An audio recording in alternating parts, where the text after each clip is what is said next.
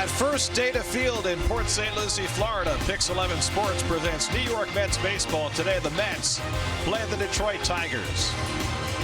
New York Mets baseball is brought to you by Hyundai. Visit the Hyundai President's Day sales event for monumental deals on all your favorite Hyundai vehicles. By Cash for Life from the New York Lottery, you could win $1,000 a day for life. And by the Toyota Safety First sales event. Toyota, let's go places. Well, there's plenty of time in spring training in the newly renamed Mets ballpark in Port St. Lucie for the pitchers to take a lot of batting practice, for a right fielder to learn how to play first base. That just happened today. For all the infielders to work on their double play skills. More than 5 weeks until opening day, so plenty of time to sign some autographs too. You'll want those two for your collection. And a pleasant good afternoon, everybody, and welcome to Port St. Lucie. Gary Cohen, Keith Hernandez with you today as the Mets play the Detroit Tigers. Neil Walker will make his first start of the spring. Neil had a back issue that curtailed his season late last year, but appears to be fully healthy. Re-upped with the Mets after taking the qualifying offer, and really a part of the fabric here now in New York. Well, it's a veteran ball club here on the field every day, your lineup players. And Neil Walker, had a terrific year last year. The back curtailed his season, as Gary said, only 113 games. But the big surprise was what he hit from the right side of the plate against the left-handers. Came into the Mets a lifetime 264 hitter against left-handers. He hit 330 last year with 100 at-bats and showed some power. 8 home runs in those 100 at-bats. So Mets looking for him to be healthy. I've talked to him already. He said his back is fine. He's ready to go. And he's also shown willingness to maybe move around the infield if necessary, third base, maybe even first base, and that becomes more of a concern because now Lucas Duda with a couple of shots in his hips. He says he's fine, but it's certainly a caution sign for Lucas, and that's one of the reasons Jay Bruce was out taking ground balls at first base today as well. Well, it's a concern with Lucas. He had the back issues, and obviously the 2 shots he's getting right now, he got today, were cortisone shots, which is an anti-inflammatory. So Lucas was looking to come back this year. He's fit as a fiddle, but boy, those back issues can be trouble, and that's a concern for the Mets. It's a beautiful day here in Port St. Lucie. The wind will be blowing in from right field. Not quite as good a hitter's day. Maybe fewer baseballs on the berm today. Mets and Tigers, all the action coming your way on Pix 11.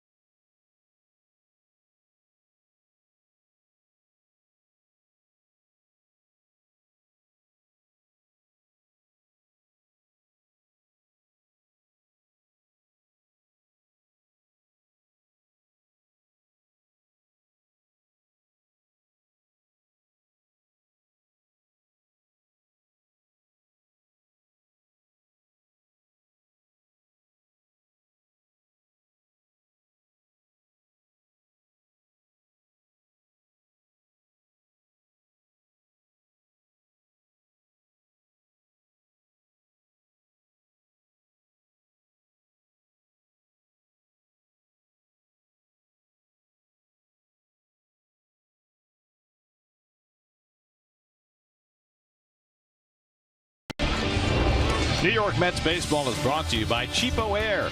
Travel the world for less. And by TD Bank, America's most convenient bank.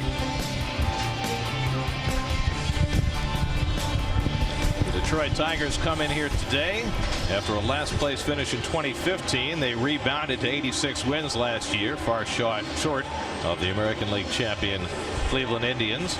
And the Tigers, who are an older team with a lot of top-heavy payroll, will be trying to roll back toward the division title this year. Last year, Justin Verlander had a tremendous second half of the season after a rocky start. Got more first-place votes than anybody else in the American League Cy Young balloting, but lost out to his former teammate Rick Porcello. Miguel Cabrera just keeps on rolling. And with bats like Cabrera and Victor Martinez and J.D. Martinez and Justin Upton, the Tigers have plenty of offense. Ian Kinsler.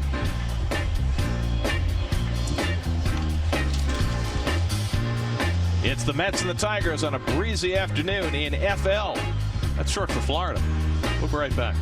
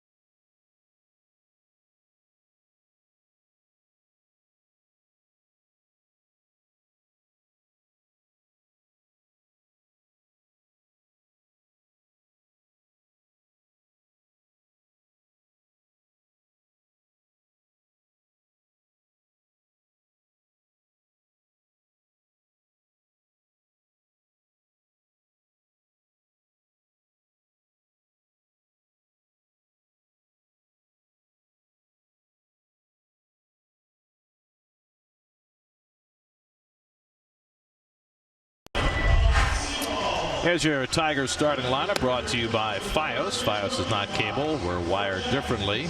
Let's see. Iglesias, starting player. Victor Martinez, starting player. That's about it. Jacoby Jones is competing for the center field job for Detroit, but most of the Tigers stars, Cabrera and Kinsler and Upton and Castellanos and J.D. Martinez, they have all been left behind in Lakeland. And that is not Chris Flexen. That is Paul Seawald. Chris Flexen was scratched because of a sore knee. And Seawald, who pitched in relief last year in Las Vegas, gets the start today. Well, he's a 26-year-old, 6'3", 210-pounder, 10th round pick back in 2012 by the Metsies. Was, Gary said, 56 relief appearances last year, a sparkling 3.29 earned run average. And there's your Metropolitan defense, brought to you by your local Tri-Honda dealer. You can scratch the Chris Flexen there, folks. He's not in. Nemo in left. Conforto gets the start out in right. Lagares in center. Reyes moves to shortstop. Matt Reynolds gets a look at third. And that's about as close as I can get right there. Well, you can say that the Mets pitching rotation today was flexible. As Jose Iglesias takes a first pitch fastball from Paul Seawald, and we're underway. Iglesias had a rough offensive year last year. Hit .255 after hitting .300 in an all-star year the year before, but he's a defensive wizard. About as fine a glove man as there is at shortstop in the major leagues. Tigers last year 6th in the American League in runs scored. And a fastball strike from Seawald. It's always about the Tigers' pitching depth. That bullpen, I mean, they got the back end with Rondon and Frankie Rodriguez. Frankie saved 44 games for him last year. Oh!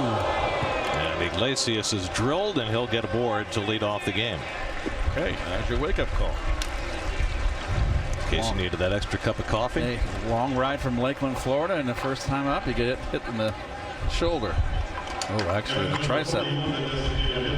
You see the right near the insignia, that patch the Tigers are wearing on their sleeve, in commemoration of the passing of their longtime owner, Mike Ilitch, who was honored in a beautiful ceremony in Lakeland on Friday. And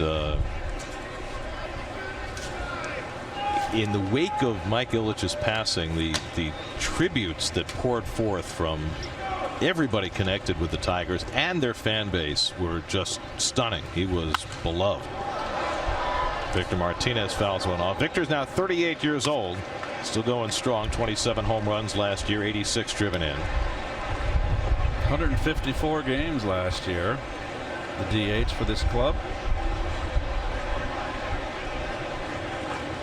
And they got the shift on. I guess we should probably make that note. We're going to see a lot of that this year, folks.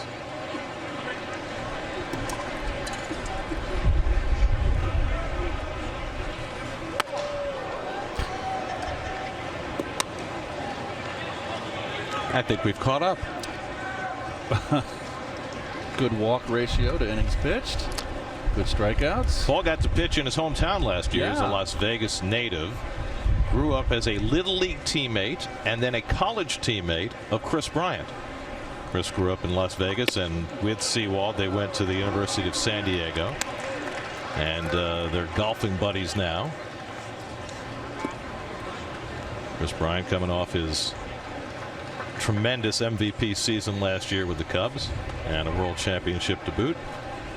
They almost blew it. I won't point fingers.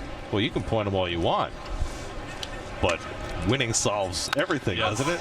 Sure does. Grounded into the shift. That's Walker making the play to Reyes and on to first for the 4-6-3 double play. And one thing Victor Martinez cannot do at this point in his career is get down the line. No.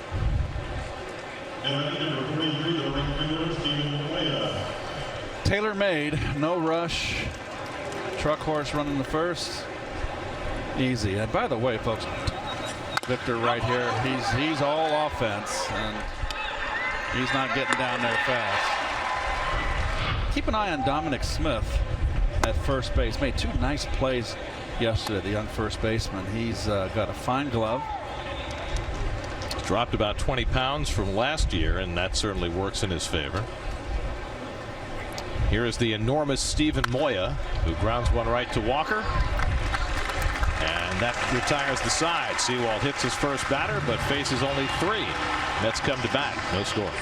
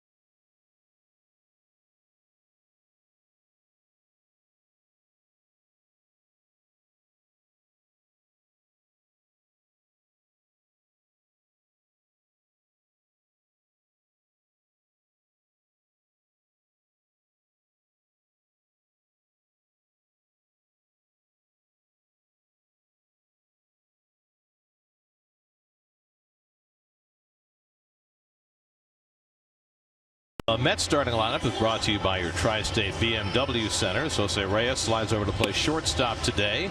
Neil Walker, his first start of the spring. Conforto, who will get some reps in center field this spring, playing right field today with Lagares in the lineup and Nimmo in left. Matt Reynolds at third, Dominic Smith at first. Ty Kelly will DH again today before he heads off to his WBC endeavors. There's the starting pitcher for the Tigers, the left-hander. He beat the Mets last year. Went 5 innings, gave up 3 runs in that 3-game series up in Detroit. And the Tiger defense is brought to you by Toyota. Let's go places. And Iglesias short. A lot of minor leaguers here. Not a whole lot of starters in this ball game that took the long trip from Lakeland. Reyes leads off and takes a fastball for a strike. We'll say 0 for 2 so far in the spring. They played third base yesterday, shortstop today, and next week his indoctrination as a part-time outfielder will begin. And he hits one sharply and a base hit to lead off.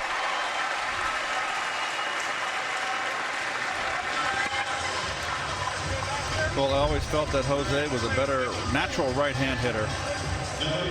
Got more pop from the right side. He's got pop from the left side too, but more powerful from the right side.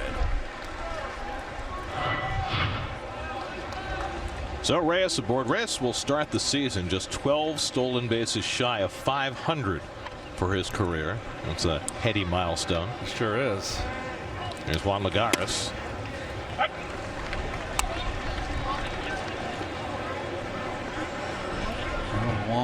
Juan's trying to get that offense back in gear. I mean, he's going to get some playing time because he's providing that good defense in center.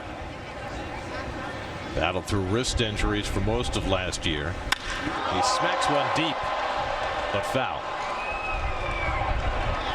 You know, you're going to have Curtis Granderson getting most of the chunk of the playing time in center field, but Curtis at his age in Citi Field with the big outfield, Garrett, he's not going to play every day out there. It gives a big opportunity for Lagares to get some playing time. Well, I would assume that, like Wilmer Flores, that Lagares will be in the lineup every time the Mets face a left-hander. I mean, his offense is not what Flores is against lefties, but he gives you such a big defensive boost and hits better against lefties than he does against righties. And I think it's a no-brainer that to limit Granderson, if he is the everyday center fielder, to 120 games and have Lagares play the 40 or so the Mets face against lefties, I think that has to be the way Terry goes. Yes, I would think so. And you know, you got a little bit of a scare in the offseason in the winter ball. Lagares hurt his shoulder, but I guess it wasn't serious. I read that in the paper, and I was hopeful that it wasn't a reoccurrence.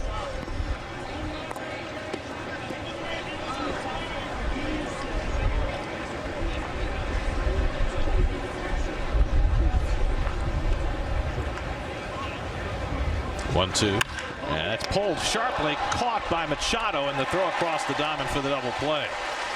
So Lagares hits a bullet to right to Dixon Machado, and the 5-3 double play erases Reyes. Well, big hang with him right there. 2 bullets. Nobody on base. So now 2 out and nobody on, and a chance for Michael Conforto to face his old college roommate. Matt Boyd was 2 years ahead of Conforto at Oregon State, and they lived together during Michael's freshman year. They still work out together in the offseason, and this is the first time in any kind of competitive environment that Conforto and Boyd have faced one another. And for Conforto, a chance to face a quality left-hander, which is something he says he needs as much of as he can get this spring. You need to be able to hit left-handers. You got to face them. I mean, as good a hitter as Rusty Staub was, when Rusty, the latter part of his career, Gary, when I came over and he was pinch hitting, hardly faced left-handers, he had a difficult time. You've got to face them. Well, and I talked to Michael about that this morning. I said, what's your key in terms of what are you focusing on as far as lefties? He says it's all about reps. He said, when I went to Vegas last year and I was playing every day against lefties, I hit 500 against them. Then I come up here and, you know, I understand that I haven't had the track record, so they're not going to play me against lefties. And so when I get the opportunities, it's hard to replicate that. And Boyd gets him with the slider to end the inning. Leadoff hit by Reyes. No score after 1.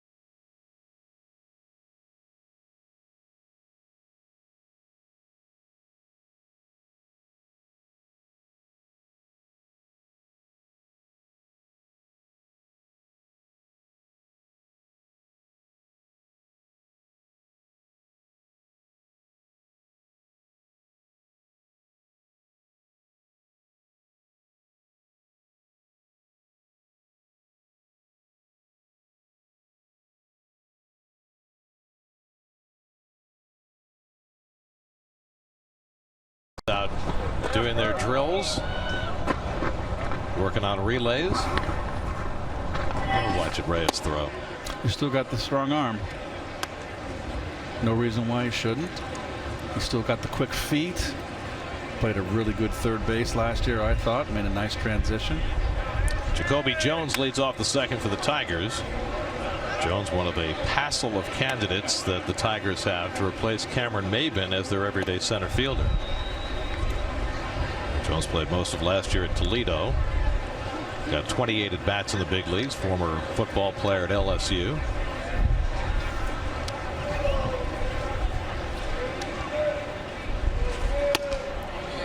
He's got the good name, Jacoby Jones. Yeah, interesting spelling with a capital C. Capital C. Yes. Yeah.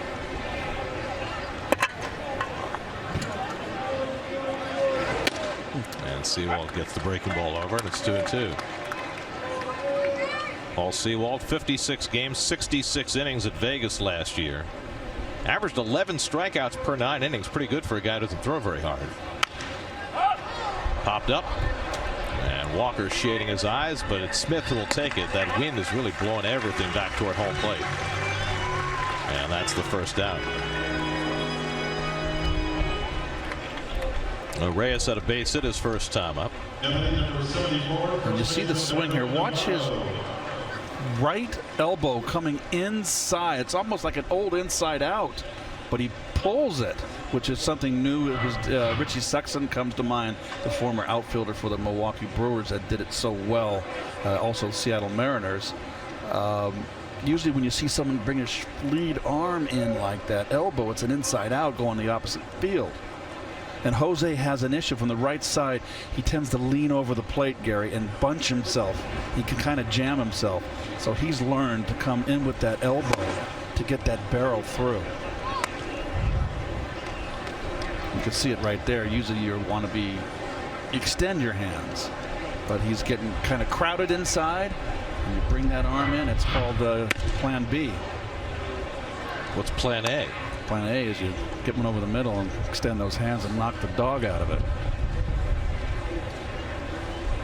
So are you saying that is the best way to pull an inside pitch, is to get that elbow in, or is there another way to go about it? That's when you're beat in a little bit. He's, and it's nice to have that as a back door, an escape. And if you're I can't think of the right term. If you can't make the adjustment, that's called making the adjustment on the fly. A lot of guys just have one zone, one type of swing, and they can't get out of their own way. And that's a blind spot. But Jose is able to do that. He's beat inside and able to do that and get a base hit. You know, that's problematic for pitchers. Does that make sense?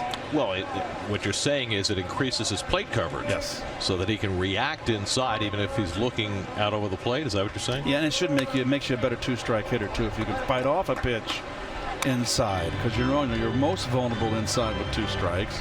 And if a pitcher comes in and gets you, if you can stay in the at-bat, whether he gets a base hit or not, foul it off, you're in the at-bat. You're not beat. You're not struck out. Go sit down, or broken bat ground ball. Efrain Navarro, the batter, 2-2 the count.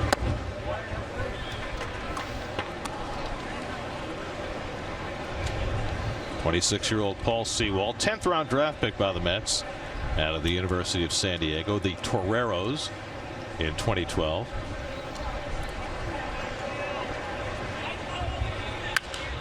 And Navarro stays in the at bat. Navarro's been around, 30 years old. He had parts of 4 seasons with the Angels, but spent all of last year in the minor leagues in the Seattle and St. Louis organizations.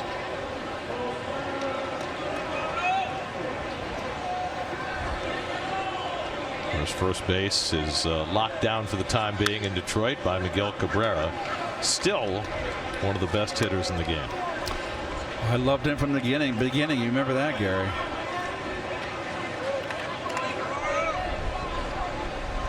So if you are picking the best hitter in baseball in the last 10 years, is he at the top or near the top? Oh, I think he's at the top. 2 batting crowns, a 100 RBI guy with power. I mean, if anything, now Mike Trout is on his way to supplanting him because of the age. I mean, Miguel's getting older, but Miguel is just a fine hitter. Remember, we had Tony Gwynn in the booth in a game in Miami, and Pujols was in his prime. We were talking about the best swings, and it was a young Miguel Cabrera, and I said, that's the guy with the swing. And Tony liked Pujols, which how can you not like Pujols? It's apples and oranges. And that just missed inside, and Navarro able to hold the swing. It's ball 4. Well, if you just go by active career batting average, look at that. I'm sorry, 321. That's not easily done. And with power. Yes, and without speed, which means he doesn't get many infield hits. You know, from a hitter's point of view, 300's great, 310's great, in the teens, but when you get over 320 and up, that's up there. Mike Gerber late on the fastball, 0-1. Gerber playing left field. He was in Single-A and Double-A last year in the Tigers system. Hit .276 with 18 home runs.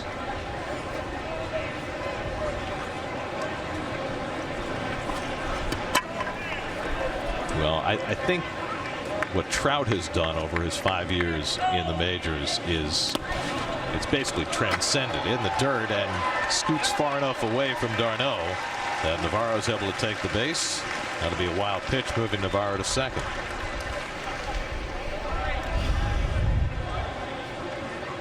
Oh, not good footwork right there by the catcher. Wasn't down quick enough. d'Arnaud, he wasn't set to make that play. You can't be backhand in there. You got to get that body, shift that body out there, sidle towards that, getting body in front.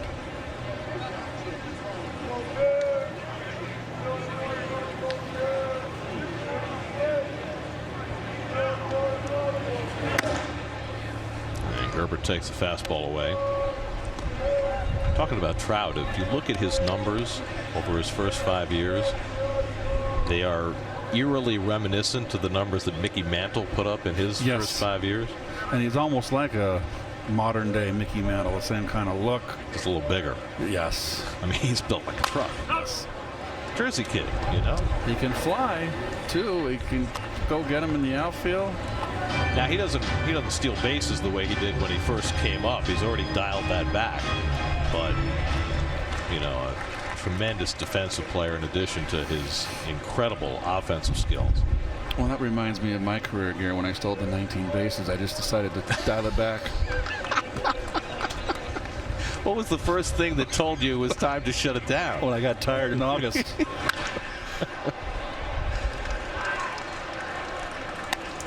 You really think the 19 stolen bases wore you out? I had 19 stolen bases with almost 6 weeks left in the season. I got thrown out by 5 feet 4 times in a row. And going for that big 20, huh? I said, that's it. I'm done. I'm going to hit.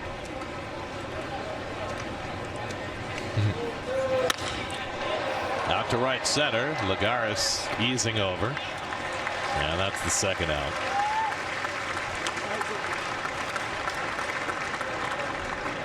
We were talking about Cabrera.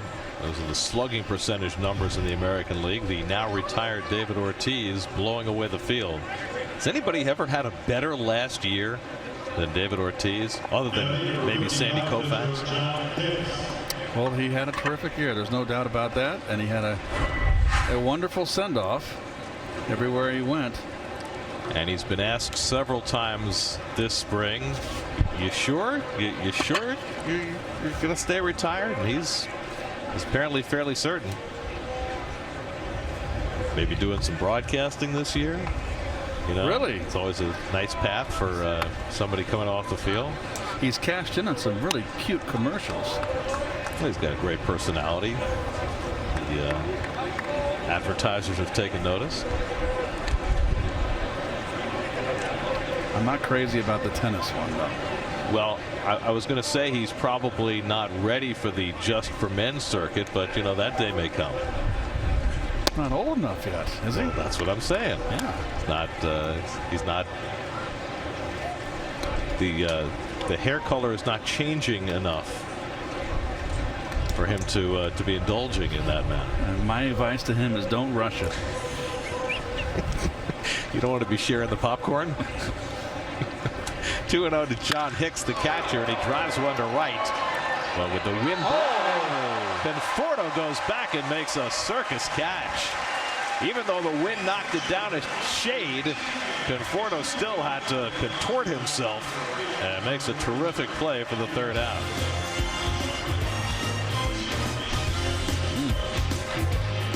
That ball really had some carry on it.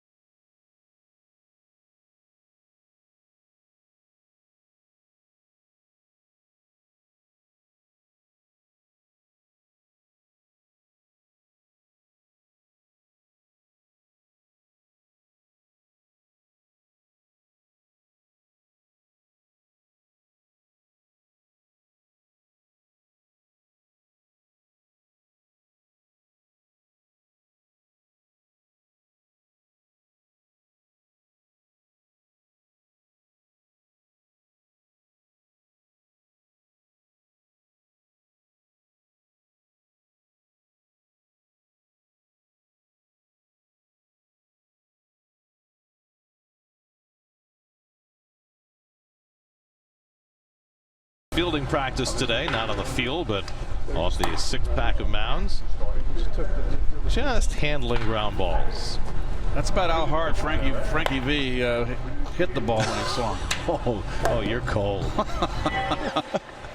Neil Walker's first at bat of the spring, and he takes the fastball outside from Matt Boyd.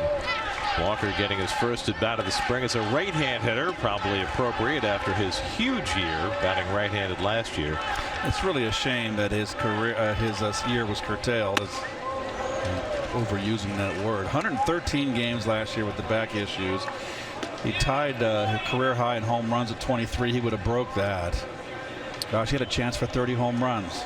Well, he had 8 of those home runs as a right-hand batter in 100 at bats. Consider that in his first 7 years in the major leagues, he had a total of 6 home runs right-handed. So it was a complete turnaround for him. I mean, there was a point when the Mets first got Neil before last season that they were considering platooning him and sitting him against left-handed pitching. And then he got off to a great start batting right-handed, and it carried him all the way through the year. Made an adjustment with his toe tap, and it seemed to pay off. Late swing foul, and it's 2-2. From the defensive side, we noticed last year, Garrett, you and I, Ron, is the ability for the Mets to turn double play, something that was really lacking over the years. And it's a pitcher's best friend. Foul tip and held, and that's the second strikeout for Boyd. 1 out.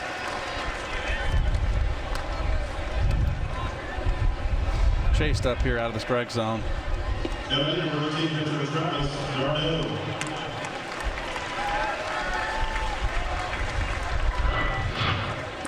So 1 away now, Travis d'Arnaud. Travis played in the Mets spring opener on Friday in Fort Myers and went 2 for 2. And he has worked very hard this offseason to adjust that swing and take that bat tilt and loop out of it.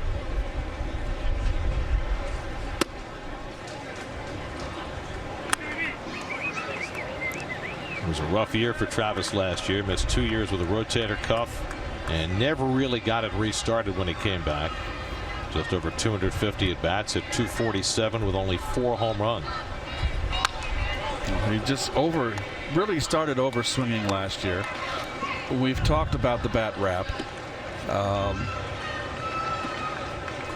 It's not as extreme. He's tried to cut it back.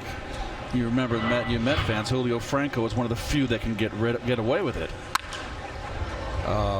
It made d'Arnaud basically a breaking ball hitter, an all-speed hitter. He could catch up to it.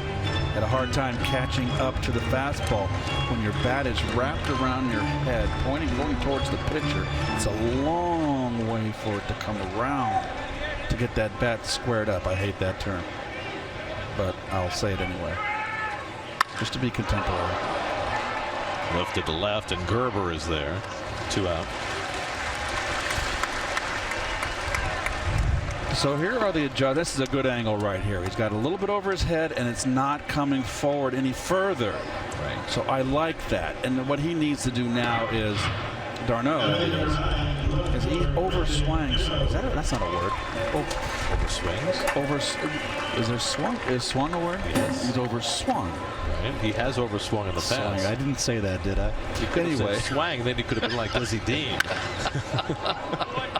Anyway, he overswung all last year, and as a result, his power numbers came down. Remember, he had 13 and 12 home runs, 25 home runs in 2 years prior to the last year. And you swing harder, production dropped.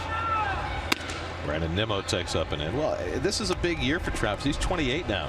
He's no longer a young, inexperienced player.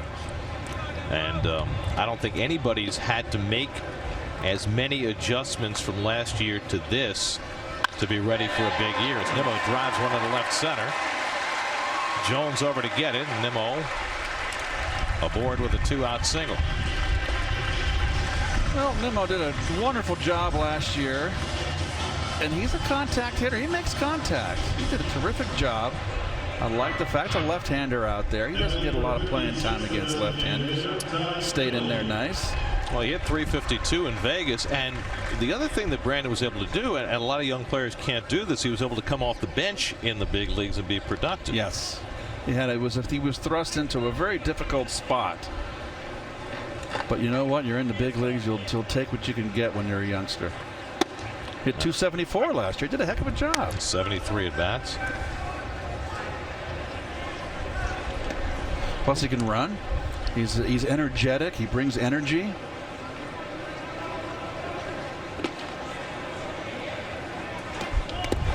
Ty Kelly takes one to the dirt, knocked down nicely by Hicks. A ball and a strike. Well, let's see, Nimmo, as you look at that block by Hicks. There you go. Get that body in front. That's why they got the gear on. One of the reasons.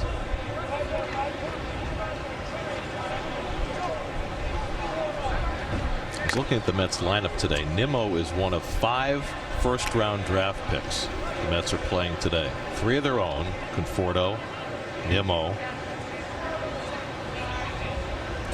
and Dominic Smith, and Neil Walker and Travis d'Arnaud, who were first-round picks by other teams. Well, you know, much of the same thing happened with that turnaround in the 80s when you had Strawberry and Gooden were #1 picks, and they weren't wasting those first-round draft picks when the Mets were at the bottom of the pile. Of course, those first-round draft picks are that much better if you're picking first overall like they did with Darryl, or 5th like they did with Doc. Mets haven't had a lot of those in recent years. Nimmo was the 13th overall.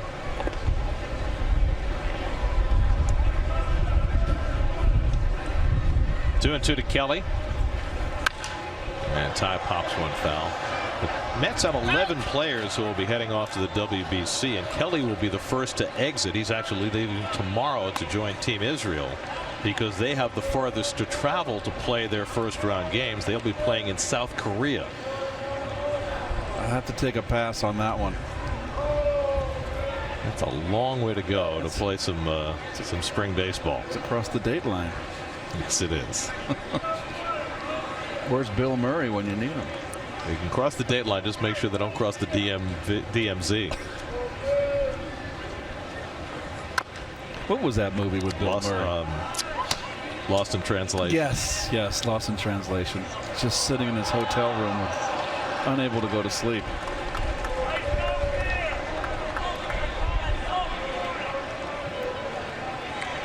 He got to talk to Scarlett Johansson. Yes, that was the movie that kind of put her on the map, right? It was early in her career.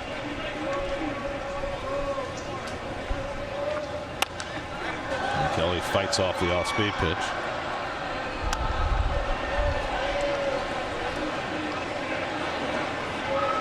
You know, Ty's a useful guy, switch hitter, can play just about every position. Well, he showed a great arm last year, a very strong arm in the outfield. A couple outfield assists. He's a high on base percentage guy, which is something the Mets value. Nimmo runs and Kelly pops it up. Coming in toward the mound with that wind blowing, and it's the first baseman Navarro who takes it to retire the side. A base hit and one left. We go to the third in Port St. Lucie, no score.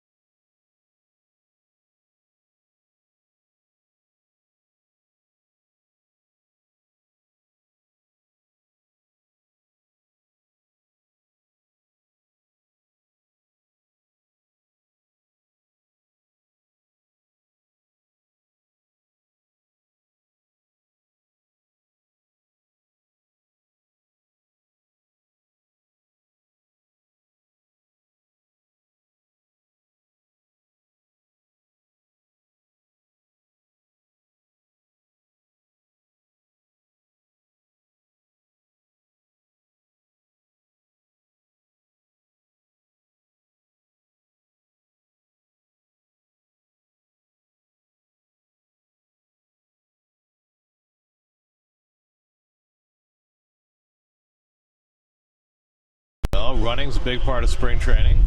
Yes, it is. Especially for those pitchers. Got to keep their legs strong. So they can go 9. Generate a lot of arm strength to those legs. Did you say 9? I'm just catching up. It was very subtle. Addison Reed will work the 3rd inning for the Mets. What a year he had last year. He's probably, depending on what happens with the commissioner's office with Reyes Familia. Dixon Machado hits into the backhand of Reyes, throwing from his knees. He got him. Terrific play by Reyes. Well, out.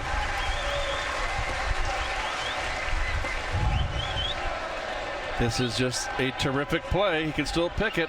And the difficult part of this play, it's a great play making the catch, diving, but off the knees, the quickness and the strength of the arm. Well, we were talking before about Reyes' arm and the fact that it is still a huge asset for him, and he showed it off there. I'll say that's a fine play. Here's the veteran Brendan Ryan. Now 34 years old, former Yankee, takes a fastball for a strike. Does he lose his glove? He did lose his glove. But that's just, that's just arm strength right there. There's not a lot of shortstops that can do that.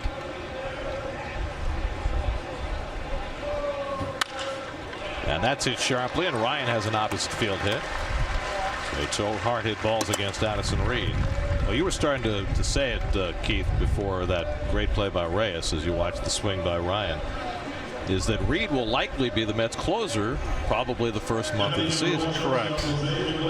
Jerry's Familia waiting for word from the commissioner's office about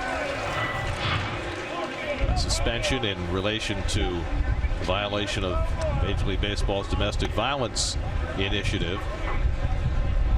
And based on, I think, what everybody's read of what the history, the brief history is of these punishments, that he's likely to get somewhere in the neighborhood of 30 games. So a little over a month of a season.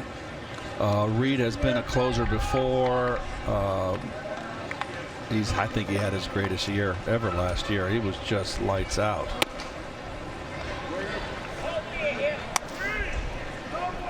Well, he was a closer with the White Sox and not quite as successfully with the Diamondbacks, but he was just off the charts last year. 13 walks, 91 strikeouts. It was as good a handoff guy there was in baseball. Set up, man. And that's going to move. You think it's going to be Robles that's going to be moved up? Well, or Salas. That's right. Re-signing of Fernando Salas certainly puts him in a position to work that 8th inning until Familia's back. But I think Terry will have options. He's got Blevins. Right. He can be a left-hander up there. You don't have to have one guy to hand off to your closer. Mm-hmm. You know what? Robles, I still like Robles. Robles to me has a great arm. He goes after hitters. He can get his lunch once in a while, but he's gonna go after hitters and give him his best stuff. Chopper for Walker. Do they have time to turn 2? Reyes on the money to Smith for the 4-6-3 double play. Mets turn their second double play in the first 3 innings, as Iglesias is doubled up to end the top of the 3rd. Reyes showing off that strong arm again. Still no score.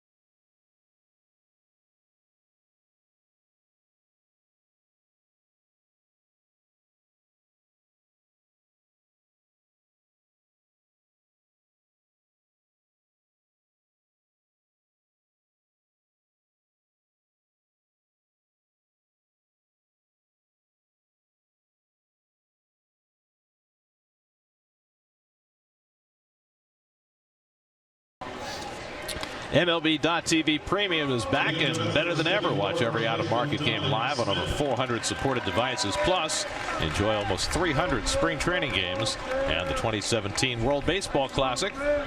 Blackout and other restrictions apply. Visit MLB.TV for details.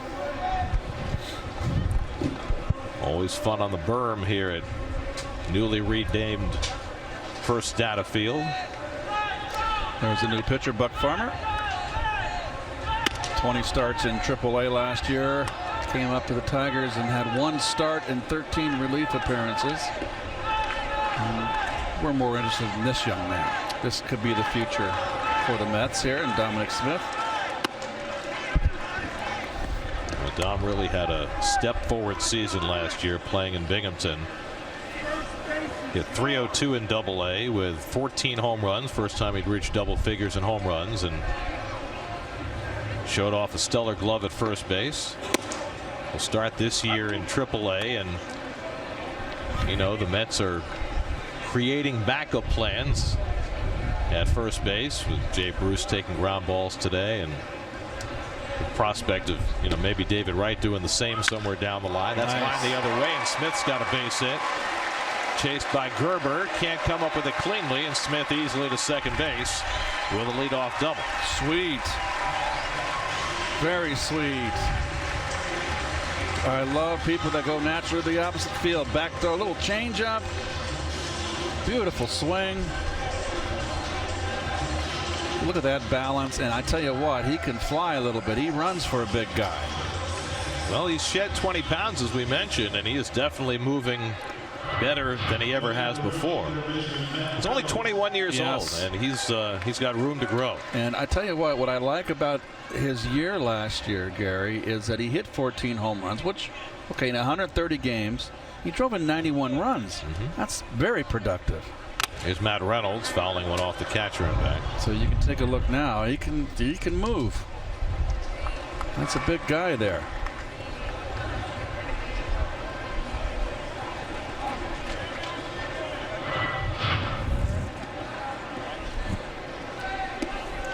So the Mets have their 3rd hit of the afternoon.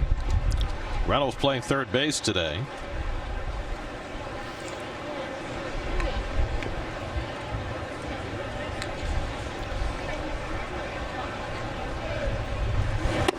Well, one of the pluses for Reynolds is that he can play all 3 infield positions, second, short, and third.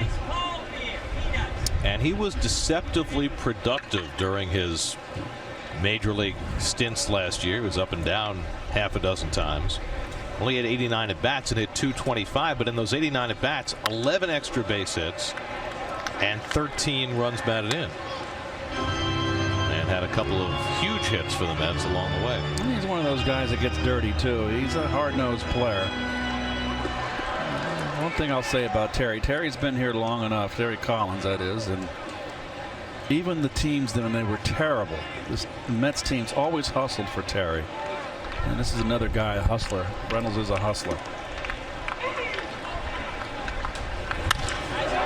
Line to center, falling fast for a base hit. Smith wasn't sure, and so he held up. He goes to third, and the Mets have runners at the corners and nobody out. So Matt Reynolds with a base hit. Wants to come in. Just got the barrel out there a little bit. A little soft liner.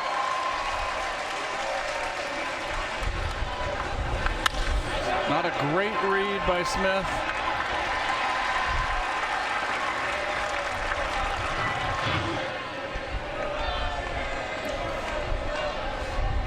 So now runners to the corners, and Reyes up. Jose batted right-handed his first time up and pulled a base hit to left. Now turns around from the left side against Farmer. And it's a double play ball right to Iglesias. Offbeat hop. And the turn not in time. Reyes beat it out. Well, that big kangaroo hop really broke up the rhythm of that potential double play. Smith scores the first run of the game, and the Mets have a 1-0 lead. I have not heard that call in a long time, Gary, since I was a kid. Kangaroo hop. Well done. You're a treasure trove. You know that. I worked with Bob Murphy for 15 years. I got a lot of those things like that up my sleeve. Good hustle by Reyes. Gets himself an RBI.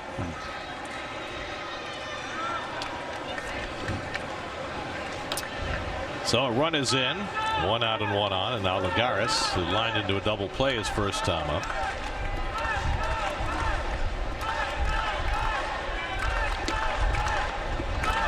There's that chant. All too familiar. This will be the 56th season of that chant. 56 years. Remember when the Mets were a young franchise? Remember when they were babies? I was a baby.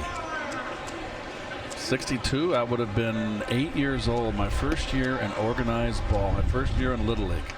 How about that? So you would have been how old? I was 8. 8. So back when you started playing, you probably never played T-ball. No, we didn't mess around with that. Probably never had coach pitch. No. It was, you dove right in and you played the real thing right from the beginning. Yes, right. The only thing we did that was kind of bogus, we had flag football. I did participate in flag football. I bet you when did you ever go bowling as a kid? No, I didn't. I didn't bowl until I went to high school. But I bet you never had the rails on the sides so that if you threw a gutter ball, it would come back in. The way the kids have now. No, I did not know that. Oh yeah, they're making it way too easy. It's a different world, Keith. Got to catch up. Can't approve. Can't approve of it. 1-2 to Lagares with Michael Conforto on deck.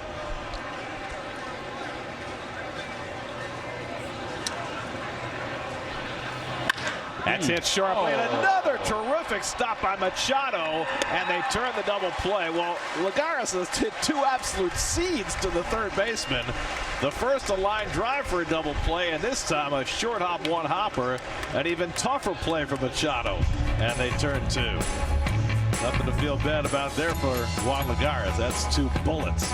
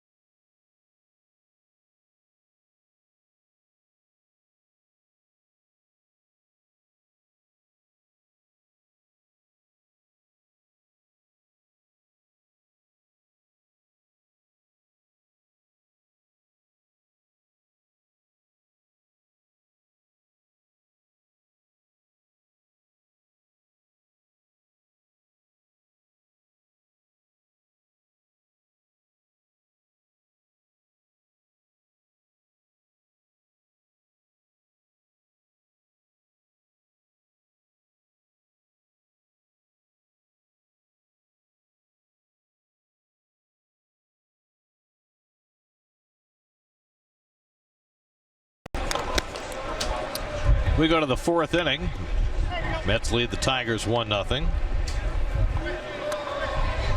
24-year-old David Roseboom will take over the pitching.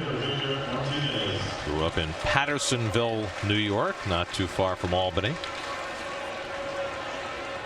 He'll face Victor Martinez leading off in the 4th, and we check in with Steve Gelb. Steve? Yeah, Gary, here with Steve and Matt. Still about a week away from the big pitchers starting to throw in games here. But, Steven, for you, it's been a bit of a different spring for all of you pitchers in terms of the workload. Have you liked the way that the Mets have gone about limiting your throwing so far? Yeah, I definitely like it a lot. I feel like I've been really able to get my work in. I threw a live BP today. I threw a live BP the other day. I think I have another live BP coming up. I've got runners on first, working on, throwing runners on and stuff. So I think it's been really beneficial for me. What's been the biggest difference in terms of how you feel? Because all of this obviously is to maintain health for not just you, but the rest of the pitchers. I just think when you're in games, and you're trying to get hitters out, it's that extra gear that naturally it just happens, that adrenaline kicks in. So I think it's that mostly, just that extra adrenaline, just being ready for that. Stephen, what did you learn about yourself last season, having to pitch through that bone spur, and ultimately, before getting shut down at the end of the season, having some success fighting through it? Yeah, I think I learned to just how to stay within myself and, knowing not overthrowing more. Sometimes I have a tendency to do that. So I learned a lot about that. And, when I would stay within myself, it would, I'd even have more success. Is there a way that you can measure if you're holding back right now on side sessions and drills and things like that, or do you need to get into a game and kind of feel, like you said, the adrenaline to make sure that what you took out of last season has now come forward into the games this year? Well, I've been throwing live BP, so there's still a hitter standing in there. You just don't have the crowd and the game setting. So, it's just enough to get your work in, but it's not, like I said, getting that extra gear. So. What have you been working on this offseason, the beginning of this spring, to try and improve, continually improve as a pitcher? Just like today, I had a runner on first base and just have him stealing on me or, trying to pick off, and just, I feel like that's something I could really improve on, is pitching with runners and shutting down the running game a little bit. So I've been working on that. Is it more the move? Is it more altering your timing? Is it slide steps? What are the things specifically that you're looking to do in that regard? A little bit of everything. My move, working on the slide step, when, not losing stuff, while I'm trying to make my pitches as well. Who's helping you the most with that? Dan and Ricky both have been helping me a lot with that.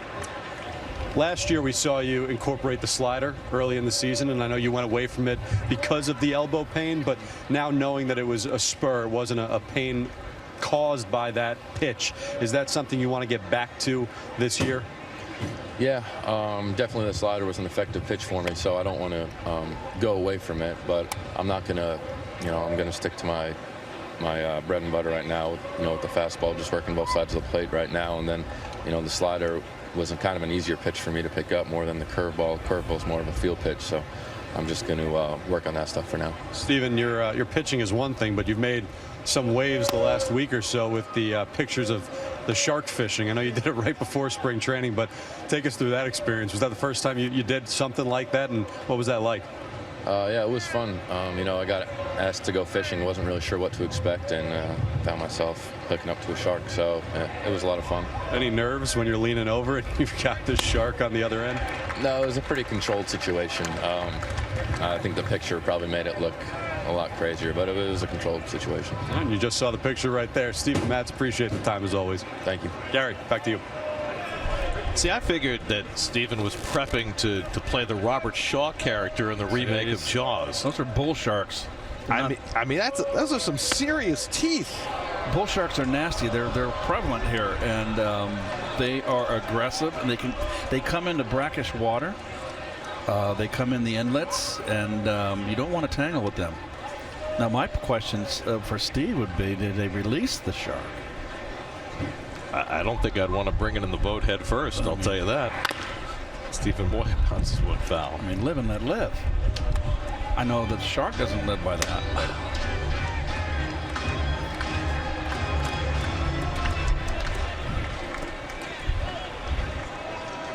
I mean, you don't want to get Stephen's left arm anywhere near that.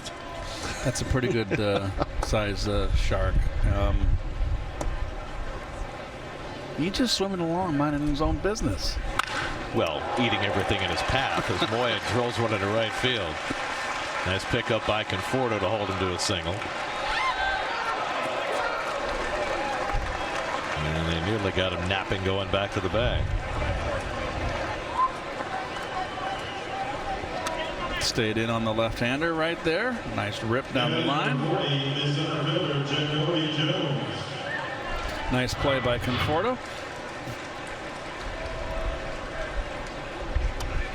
And I was talking to Michael today, and just being up close to him, he's lost a considerable amount of weight. He looks a little more sculpted said he lost about 7 pounds in the offseason.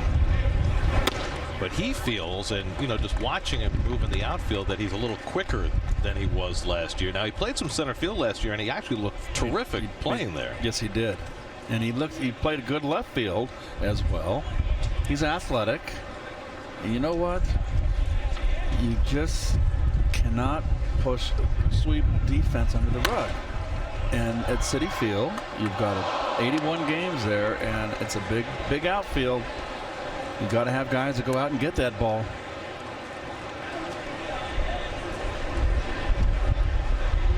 Well, there's enough uncertainty about how the Mets outfield is going to ultimately be configured that Michael's got to be prepared for the possibility of playing multiple positions out there.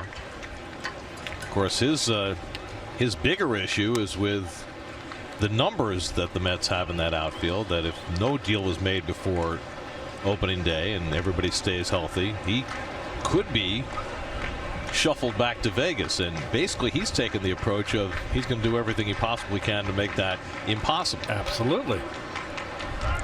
There goes Moya, the pitch inside, and Darno can't get a throw away. It's a stolen base.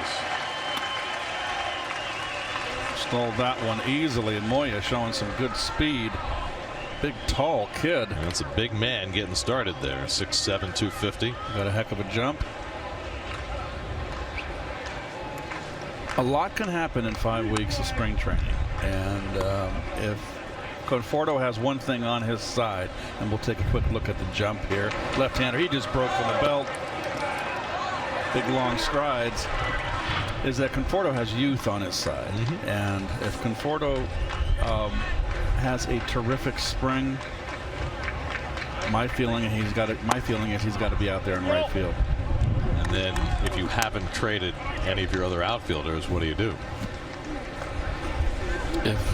I think the future out there is that young man in right field. I completely agree with you, and I think you're absolutely right that he should be. But in order to make that happen, you've got Bruce making $13 million and Granderson making $15 million. Neither one of them is going to be sitting on the bench. So you're going to have to trade one of them if you want to make space for Conforto if everybody stays healthy. But the future, and it's a high pop here, is with Conforto, if he can develop into what I feel he can be, which is something special. You've got years and years ahead with him out there, and I just think it transcends financial numbers, the dollar sign. I mean, he's chomping at the bit to play. So I just don't think you keep the horse in the stable. I'm with you, but they're going to have to, force the issue in order to make that happen, I guess is my point. And that's, it's no secret that Sandy Alderson spent a huge chunk of the offseason looking to deal Jay Bruce, and Jay, frankly, never thought he was going to make it to camp with this team this year, and it's created a lot of uncertainty for him. But that aside, those possibilities will start to present themselves as spring training gets later. Nobody's going to be doing deals in the last week in February, but when you get to the middle of March and beyond, teams will start to assess their needs, and we'll see what happens. But I'm sure that that front office for the Mets has their ears open constantly to any possibility of thinning the herd in their outfield. Meanwhile, today, Jay Bruce was outfielding ground balls at first base for the first time. Learning a new position. Terry Collins was out there with him on the backfield, trying to provide a little personal instruction along the way. And as Jay said, I need to go out there and take some ground balls, because if they ever want to put me there, I don't want to embarrass myself. And, I think that whether it's with the Mets or somebody else, I think it's inevitable that at some point in his career, Jay is going to be asked to move over there. Or it could be a perfect American League DH. Right. And I'm not, Jay had a terrific year last year. He drove in 99 runs. It was a tough spot coming over. Didn't perform as he would like to perform for the Mets. But nonetheless, he had a terrific year. Well, he was leading the league in RBIs when he got traded. Navarro hits a tapper. Off the mound comes Roseboom. Bobbles. Low throw. Nice pick by Smith. Side retired. Tom Smith showing off his skills at first base. 1-0 Mets.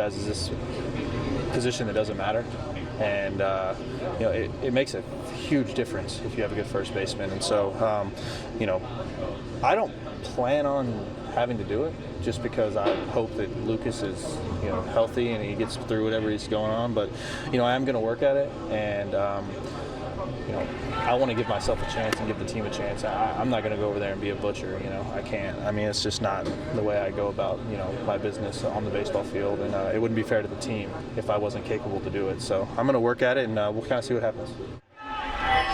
Well, in this booth, we never think that first base doesn't matter. He's preaching to the choir. Very important position. Michael Conforto leading off in the home fourth. Well, Jay's going to be out there a lot more. As I mentioned earlier in the broadcast, you've got more than 5 weeks until opening day, so there's plenty of time to get some work in, and this was him on the backfields today. Always left-hander. That's one thing in his favor. That's a position for a lefty. Conforto trying to find the hole, and it sneaks through for a base hit. So Michael is struck out against the lefty. His old buddy Matt Boyd, his first time up, gets a base hit off the right-hander. Like to see them use the other field. Hit it where it's pitched. On the last 2 innings, we've seen both Smith and Conforto go the other way. Now here's Neil Walker, who struck out his first time up. 4 hits for Conforto this young spring. And 6 at bats. Yep. Pretty good if you can keep that up. What's the best spring you ever had? I don't remember. It never made that much. I never had a great spring. Even I had 300 springs, but I never had a. But even when you were fighting for a spot on a team early in your career? No, I never really had. I had some 300 springs, I know, but it was all about the last 10 days, week, getting it together.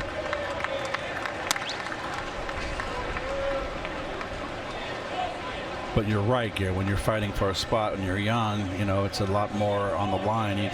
The spring training games. That was the one thing that was a big sigh.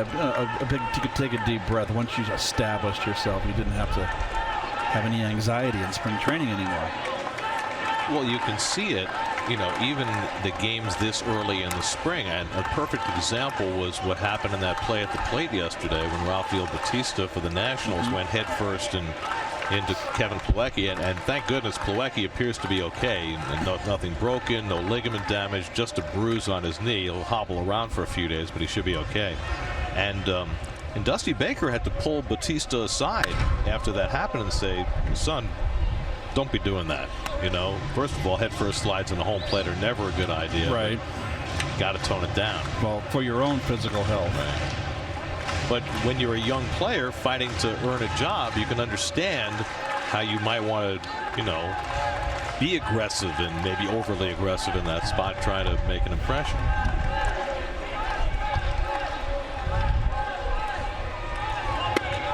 Three and two to Walker. Here's that play yesterday. Well, the throw is up the line and high, so the timing was perfect. And you can see what can happen. You can separate your shoulder, let alone Plawecki, who got hurt. But the shoulder into the shin guard, you can separate a shoulder, bruise a shoulder. Conforto runs on a hot shot, and it was not caught in the air. It was short hopped by Navarro. They get the out at first. So how many hard outs on the corners have there been turned by the Tigers in this game? Two balls hit by Lagares, and now this bullet off the bat of Walker. Nice play. The short hop.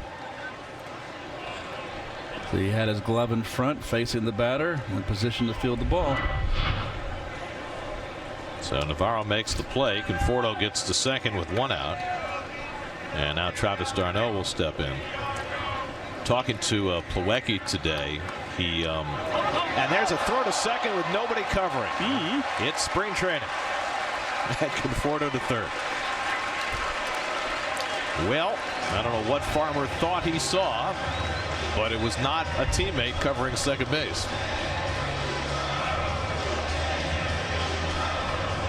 No one close.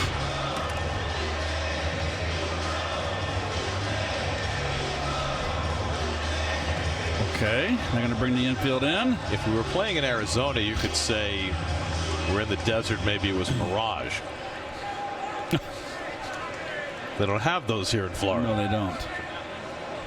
It is a mere 75 degrees today. It is much cooler today, especially with the wind blowing in. Breezy.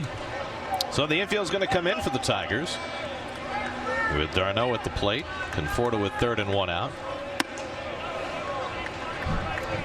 Anyway, talking to Plawecki, he said, and we were talking about it yesterday when we saw it, that he went up. He came down, that foot planted, then he got hit. Right. But he said his foot slid enough and got out of the way. It moved enough so that it took away some of what could have been a much more serious situation had that foot stayed planted. And he could. He said he was really scared when it first happened that something serious had occurred, but all the tests came back very positive today. And this is a huge spring for Kevin. He's got a lot to prove. He'll probably wind up starting in AAA when the year begins. But the Mets certainly still believe in Kevin Plawecki. He just has to prove that he can hit at the big league level more than anything else. They had trouble with the breaking ball last year. And listen, it's tough when you're young and you're spot playing. It's hard to get a rhythm. The bench player was always for the veteran, and that's the one thing that's kind of lacking in today's game. I think a lot of it because of the salaries. That's up the middle, a base hit for d'Arnaud, and that'll bring in a run. Conforto in to score, and it's 2-0 New York. Travis d'Arnaud now 3 of 4 to start the spring. See if it's a breaking ball. I think it was. Yeah, hanging slider. You gotta jump all over those. And there's a little less wrap of the bat. It's a work in progress. Well, just to put up an RBI has to feel good for d'Arnaud, who last year 251 at bats, 15 runs batted in, which is almost impossible. Well, I remember that horrible year of the wonderful kid who wound up going to Toronto, Josh Tolley, just couldn't get out of his own way. He just struggled so much that season. Oh, 2 to Nimmo, who had a base hit the other way his first time up. Well, d'Arnaud, what he's got to understand, and now he prides himself in being a hitter. He is a hitter, but this lineup here, this veteran lineup, it doesn't put a lot of pressure on Travis. He doesn't have to carry a big load here. There's other guys in front of him that can do that.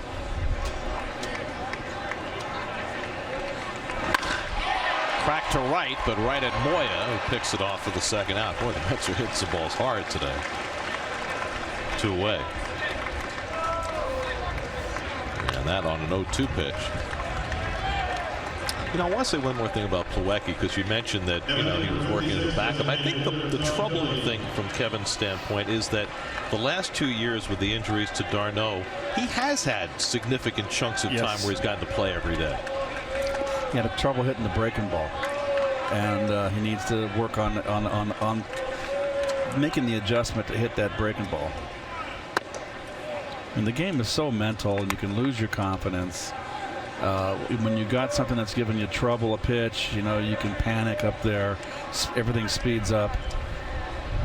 Just like they say reps today. Okay, that's the new terminology. A lot of BP, a lot of working on it. I just remember when we first saw Plawecki in spring, 3 years ago, he was right up on top of the plate, fearless, driving the ball to right center. And he seemed to get away from that.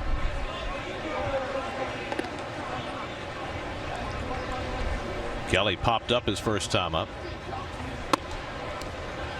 Well, that 2-tire curveball machine, you remember those old machines, and I'm sure they're still around, with the 2 tires, and you can tilt them.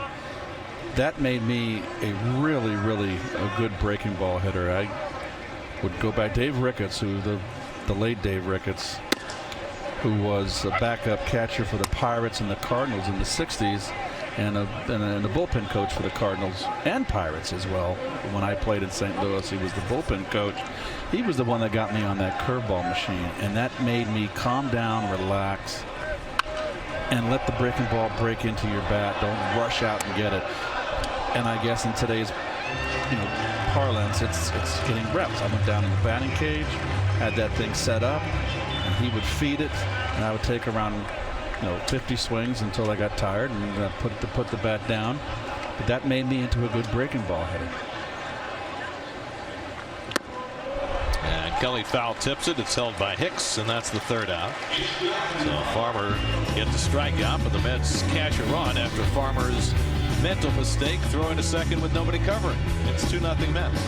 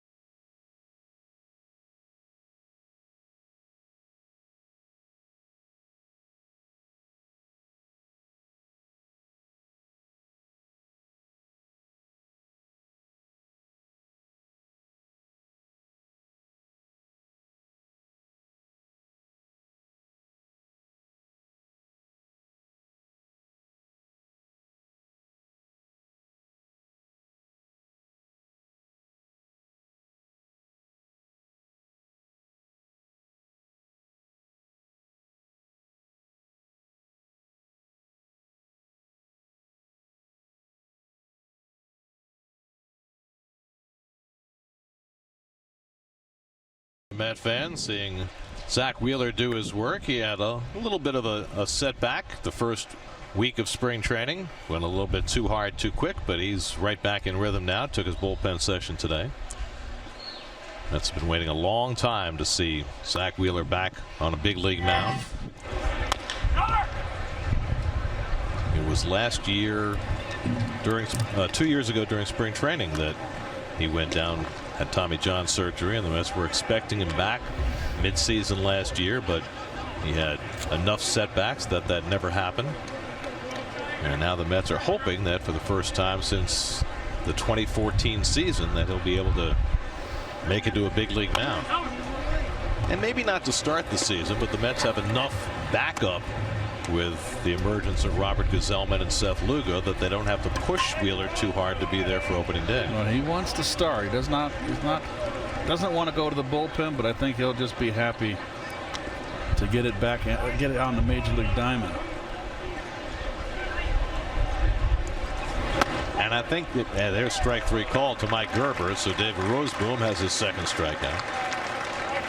I think that given the fact that Wheeler's innings will be severely limited this year, I mean, probably in the neighborhood of 120 innings, you would think, after 2 years off and Tommy John surgery, that it makes perfect sense to start his season a little bit later and maybe leave him behind here in Florida and get some work in before they get his season started. But either way,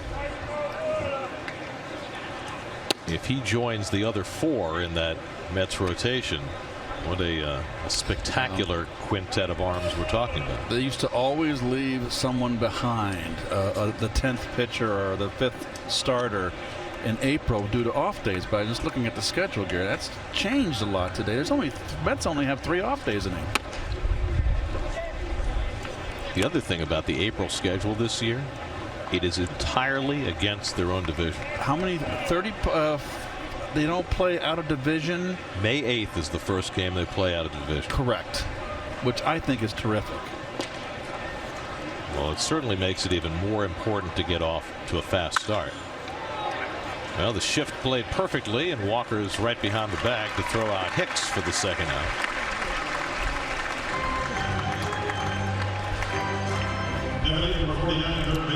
And I remember when baseball first went to 2 divisions, and you play 18 against your own division and 12 against the other division before interleague play started.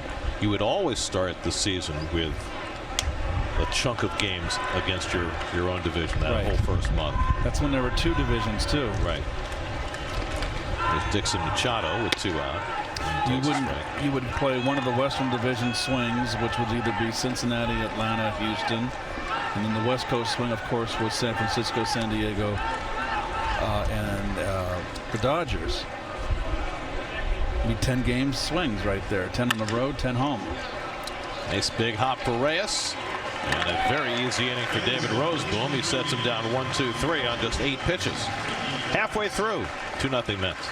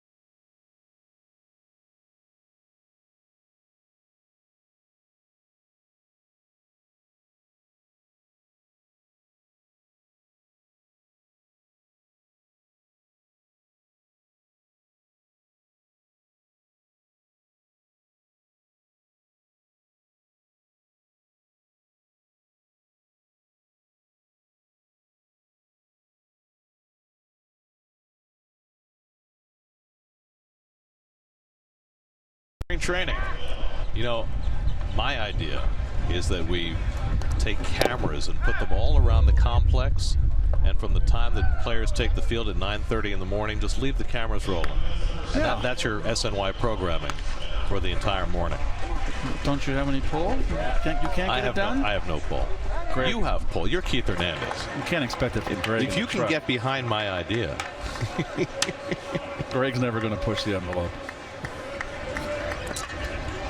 I thought he was a force for change. Chad Bell, the left-hander on the mound for the Tigers, and Dominic Smith fouls off the first pitch he sees. Bell started last year in the Texas organization, traded in May, finished up in Toledo, had a pretty good year.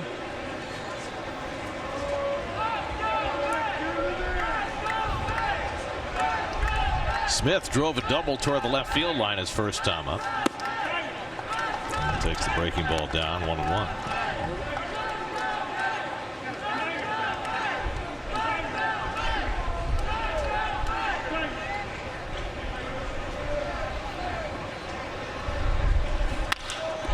Hit sharply.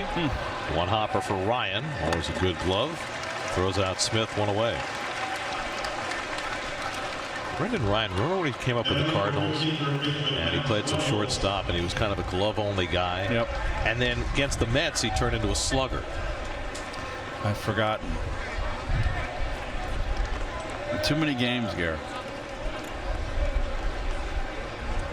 They all roll one right into the other. Here's Matt Reynolds. Got a base hit to center field his first time up.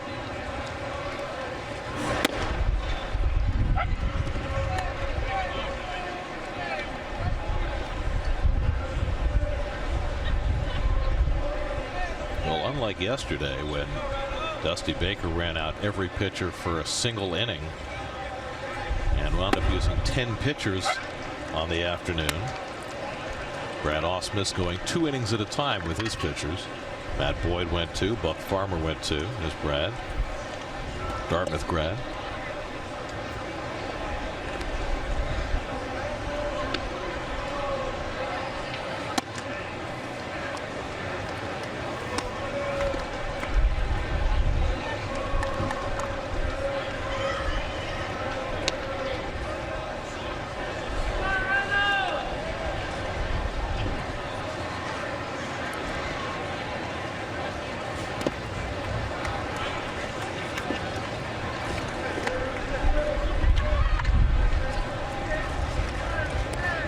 Good day for the berm.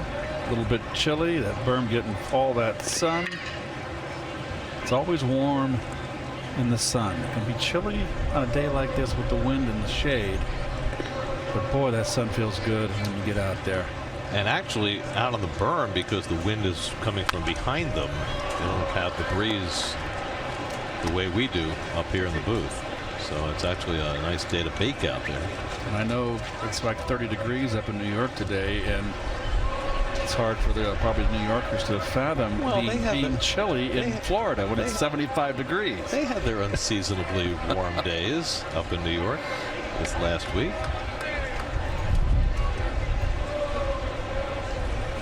Now this is supposed to be the one cool day. We're supposed to be right back up in the 80s tomorrow. It was, what, 86 yesterday? Yeah, it was hot yesterday, that's for sure.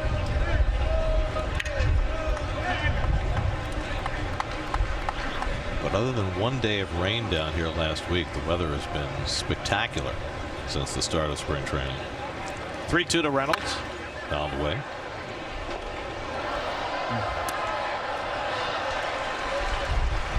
Well, the season opens 5 weeks from tomorrow. Monday, April 3rd. Long way to go. And it's a long way, isn't it? It is.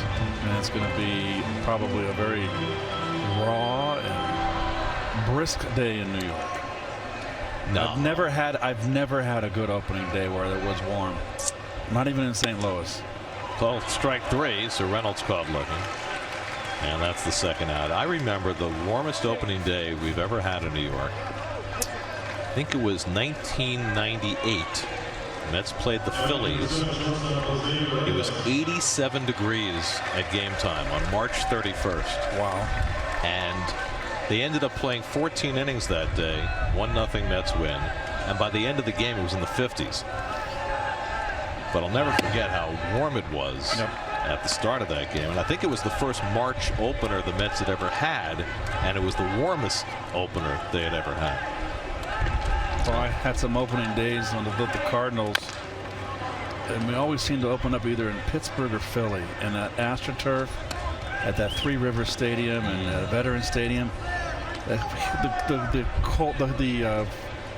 temperature was the cold was like reflecting up. It was just freezing. Does that work? Does that really happen? You know what? Does cold really reflect up? It was just really cold, and I remember like it was cold to the bone.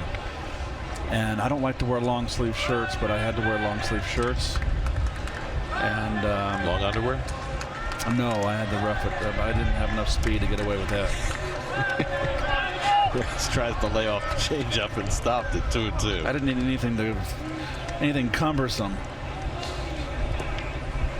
Now, earlier in your career, when you were stealing 19 bases, you probably could have gotten away with it. No.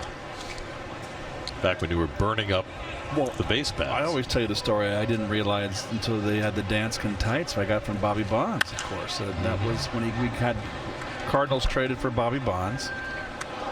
It was John Claiborne was the general manager then. And we got Claiborne, I believe, from Boston. He was the young Turk.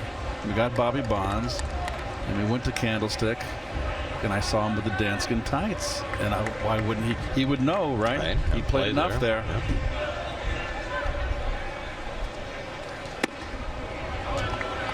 Full count to Reyes.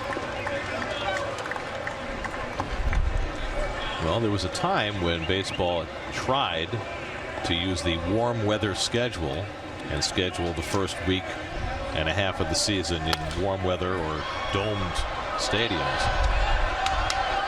But I think that fell out of favor very quickly because, you know, who wants to be on the road for the first 2 weeks of the season, even if you're coming home to cold weather.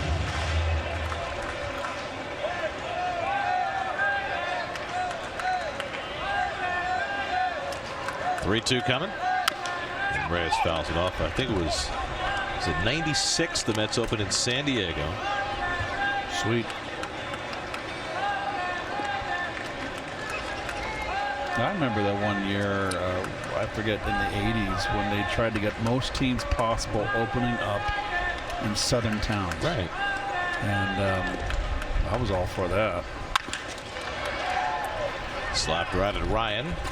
And so Chad Bell comes in and throws a 1-2-3 bottom of the fifth. On to go to the sixth. At first, Data Field. 2-0 Mets.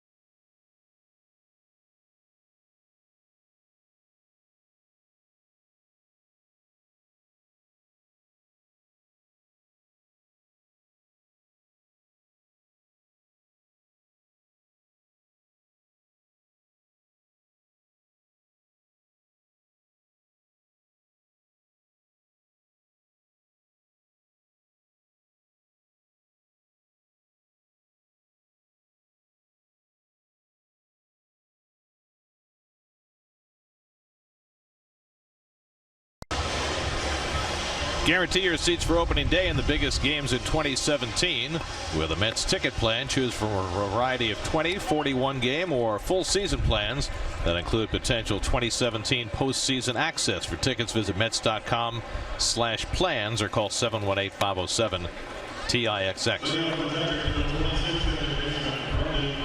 Submariner Ben Rowan is on to pitch. Mets back in 2006 had a wonderful side-arming reliever named Chad Bradford. This guy throws way lower than Bradford did, nearly scraping his knuckles on the ground with every pitch. Put in some big league time last year in Milwaukee and the year before that in Texas. Brendan Ryan leading off and takes ball one.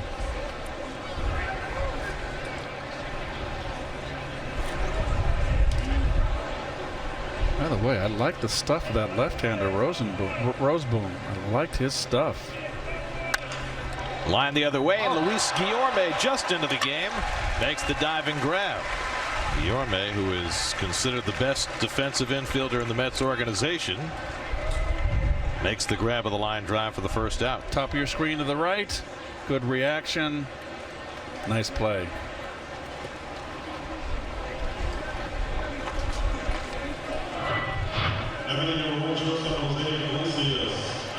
So 1 out and nobody on. There's Ahmed Rosario, who's taken over at shortstop.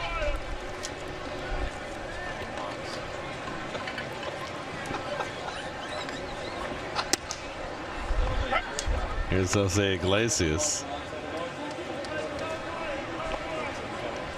Iglesias has been hit by a pitch and grounded into a double play. 0 for 1.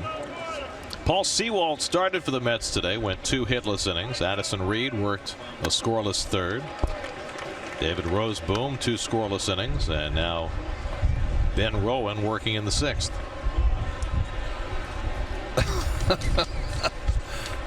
Would you like to share with the class? Oh, I pressed the wrong talk back, so my voice got out. Oh, is that why we heard your secret conversations in public? Yes.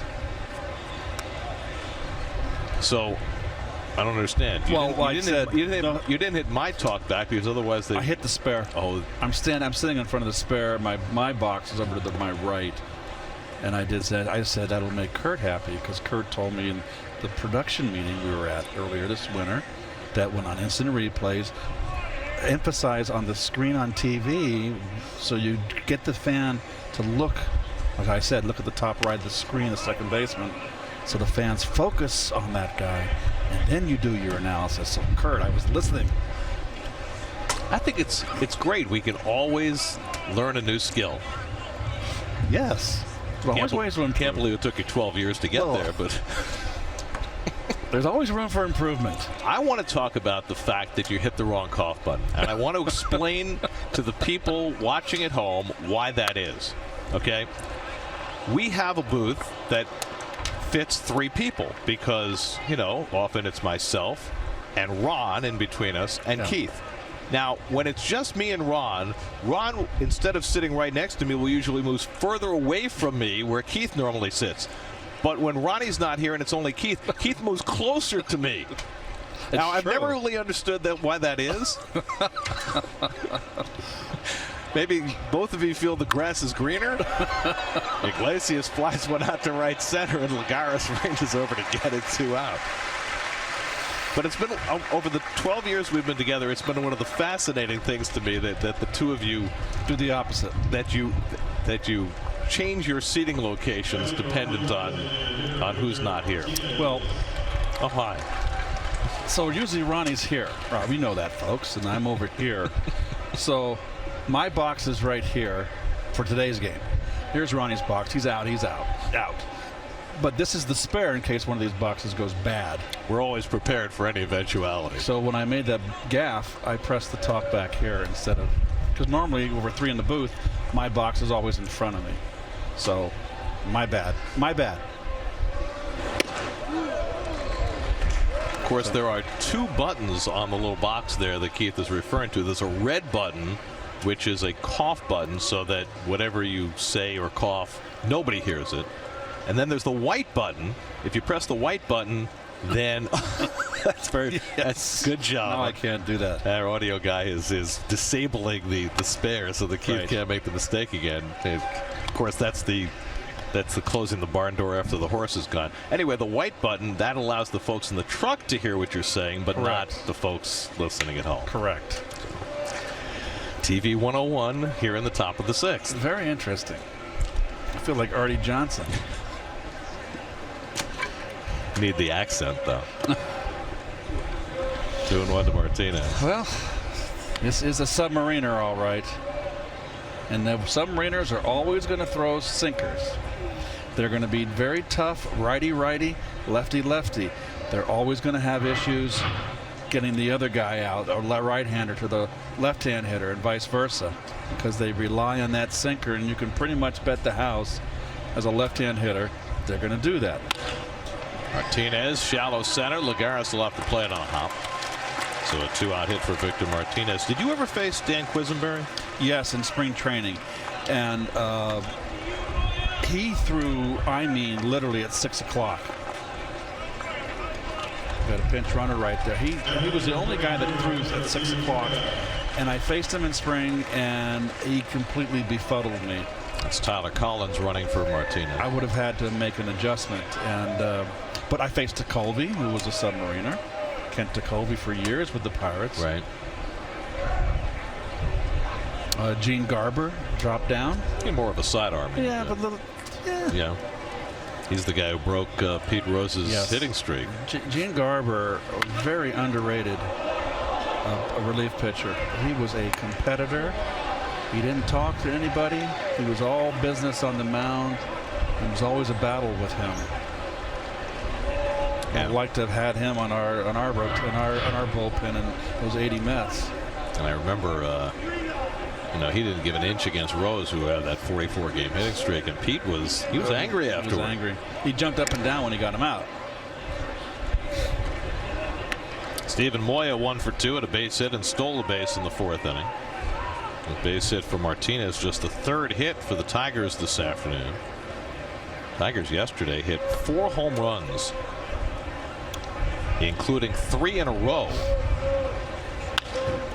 Moya floats one out to left, and Nimmo coming over to get it. That retires the side. A hit and 1 left, 6 scoreless innings for the Mets pitching staff, and a 2-0 lead.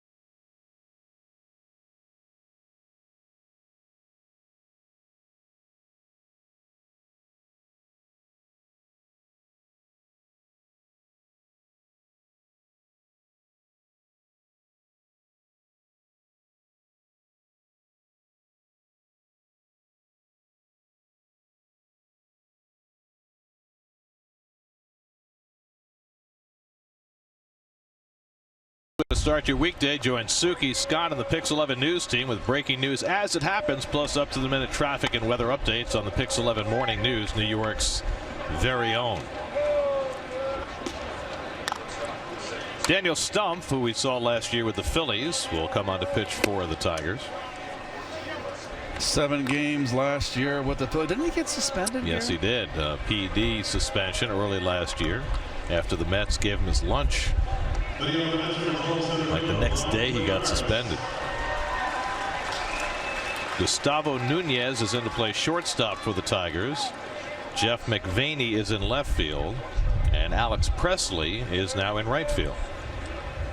Juan Lagares leads off for New York. Lagares hit 2 bullets today, both to the third baseman. One a line drive that was turned into a double play. Another a tremendous short hop pickup that was turned into a double play by Dixon Machado.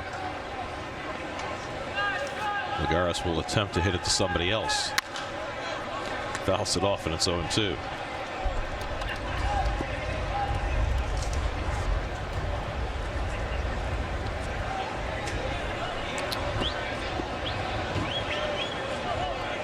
Game the Mets faced Stumpf was early last year, wasn't it? I don't recall. I know he was a hard thrower, and I do recall that they did give him his lunch. Maybe we misremember. He was a little wild guy. Wasn't he a little wild on the wild side? He actually had his 2 bad outings against the Reds and the Marlins, and actually pitched okay against the Mets. A stumble, and Presley drops the ball. He caught it. He made a great recovery. He managed to catch it in the end. Wow. Presley first stumbled and then bobbled, and I don't know how he caught this ball. Had the problem with the sun. Ball comes out. Beautiful He recovery. manages to reel it back in. Wow. It's a veteran play right there. Reminds me of that wonderful call you made in Milwaukee. The fly ball. He was stumbling. Oh, Fernando Martinez. Yeah. That was thinking on your feet, because you couldn't predict him botching that fly ball when he botched it. I think he fell right in his face, if I recall correctly. Yes.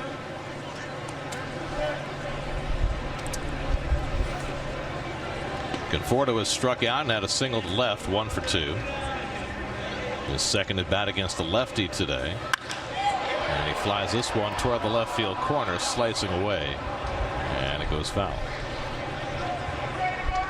Well past the tiki bar. Well, he's using the opposite field, Conforto. I like that. Gap to gap. Here's the tiki bar. Remember our first year here on SNY, we were not allowed to show the tiki bar? Which was kind of silly, wasn't it? Well, it's just a tiki bar. I mean, they have the tiki room in Disney. I mean, if it's good enough for Disney. Oh, Conforto cracks one to deep right field, and that ball onto the berm against the wind. Conforto's second home run of the spring. Boy, is his February off to a rollicking start.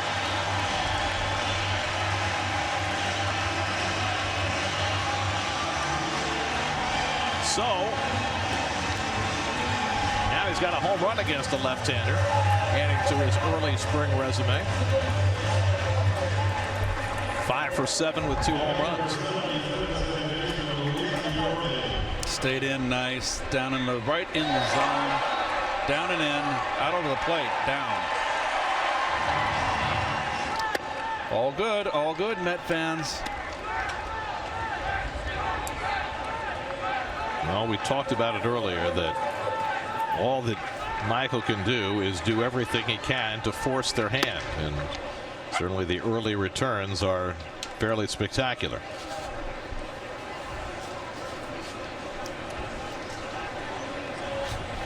Now Luis Guillorme batting for the first time.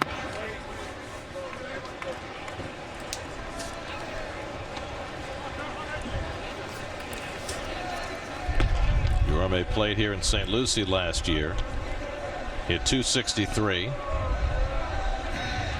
And what the Mets hope with Guillorme is that his bat catches up at least a little bit with what is considered the best infield glove in the organization. I mean, as good as the Mets feel about the defense of Ahmed Rosario, Guillorme profiles defensively even higher. Yanked down to first, and Navarro makes the play for the second out.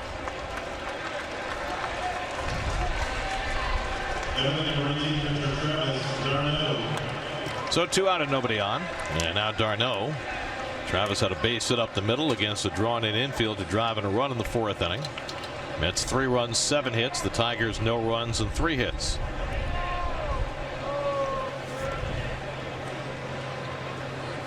So when we came on the air yesterday, we talked about the 2 X factors that bore watching early in the spring. We talked about Conforto and we talked about d'Arnaud, and both of them are off to the kind of starts that you would want.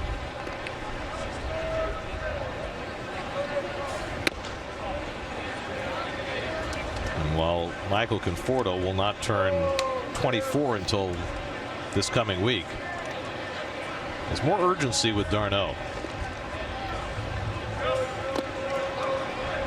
And in part because the Mets declined to go out and try to upgrade that position, believing that in d'Arnaud they had the answer if they could just refine what they had. Well, d'Arnaud had, like we said, prior to last year, 12 and 13 home runs. And those 12 home runs that one year was 2 years ago. He did in what, 69 games? Something like that, 64 games. So they're hoping you're not going to quit on someone with an off year. You're just not going to quit. Well, and then there's the overriding theme of Travis's career is that he needs to be able to stay on the field. Correct. I mean, even last year he missed 2 months when his rotator cuff started giving him problems early in the year. And when he came back in June, he never really got it together. 2-2 from Stump. He fights that one off.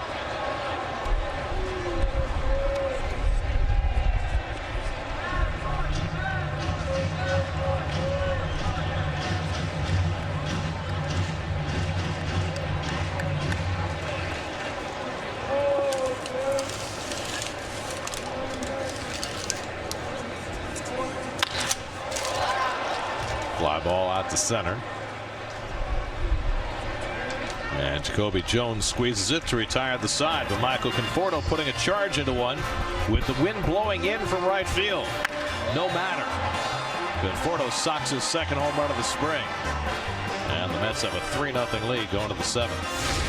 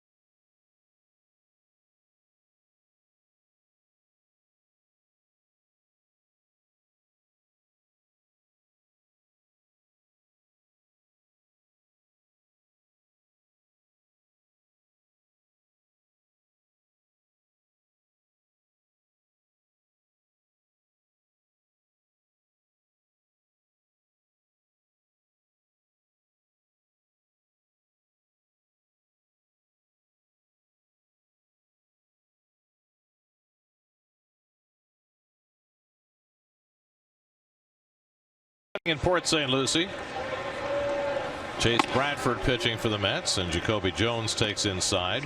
Tomas Nido is now doing the catching for the Mets. Champ Stewart is in center field. Travis Tyrone is in right field. And there's Chase Bradford. 56 games at Vegas last year. All of them in relief. A Las Vegas native who pitched at the University of Central Florida. 35th round pick by the Mets in 2011. Now 27 years old. He's the 5th Met pitcher of the afternoon. The first 5 have combined for 6 shutout innings. Paul Seawald went the first 2. Addison Reed for an inning. David Roseboom for 2. And then the submariner Ben Rowan pitched a scoreless 6th. It's going to be about another week before the frontline starters begin to take the mound for the Mets, with this spring training longer because of the World Baseball Classic coming up and all the players that will be coming and going. There was no need to get the frontline starting pitchers into games this early. I believe March 3rd is supposed to be the first day. That would be Friday. Grounded down to third, and Reynolds handles it. 1 out. And it's a fine line that you know, every team, but particularly the Mets, with so many of their important starting pitchers coming off surgery, to get them ready for the start of the season, to be able to pitch at least 6 innings in their first turn around the rotation, and at the same time handle them with care.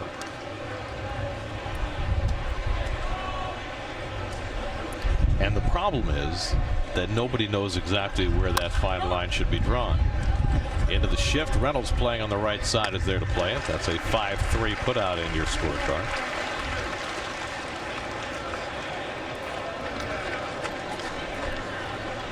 But organizations and baseball in general keeps trying to figure out ways to keep pitchers healthy, and so far there is no magic formula. Nope.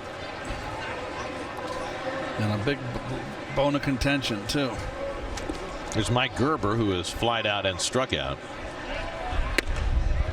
One thing that I think is helpful is that there's starting to be a recognition that part of the solution lies in youth baseball and not overworking pitchers before they get to the professional level.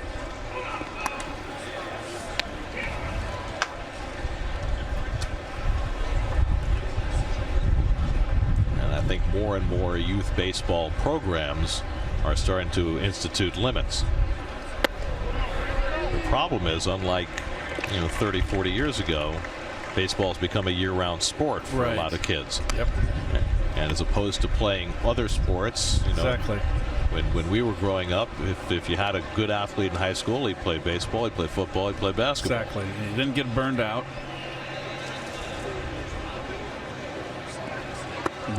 Become more well-rounded athletes. All 3 sports or whatever. Now you got soccer, whatever. It's all different conditioning. But especially with pitchers, there's a burnout factor. If you're going to play 12 months out of the year, it's that arm is not getting the rest that it needs, and those problems often show up later on. Yorme throws out Gerber. It's a 1-2-3 inning for Chase Bradford. 7th inning stretch, 3-0 Mets.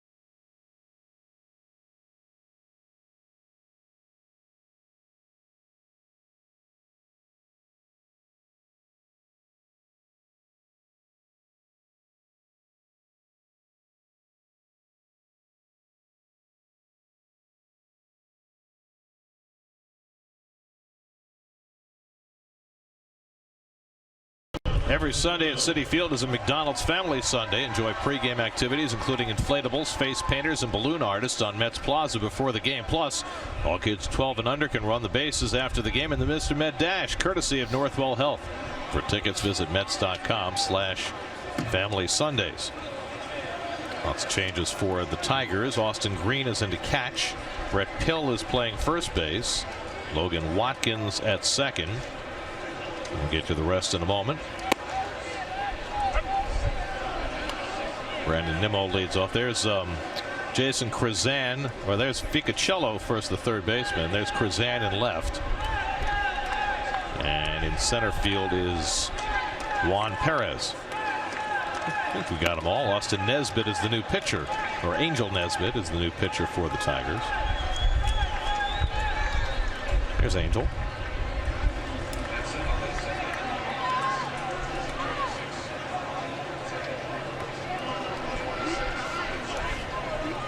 Nimmo's 1 for 2 today. It's hit the ball hard twice, and he bounces that one toward the middle of the diamond. And Nunez throws him out, one away.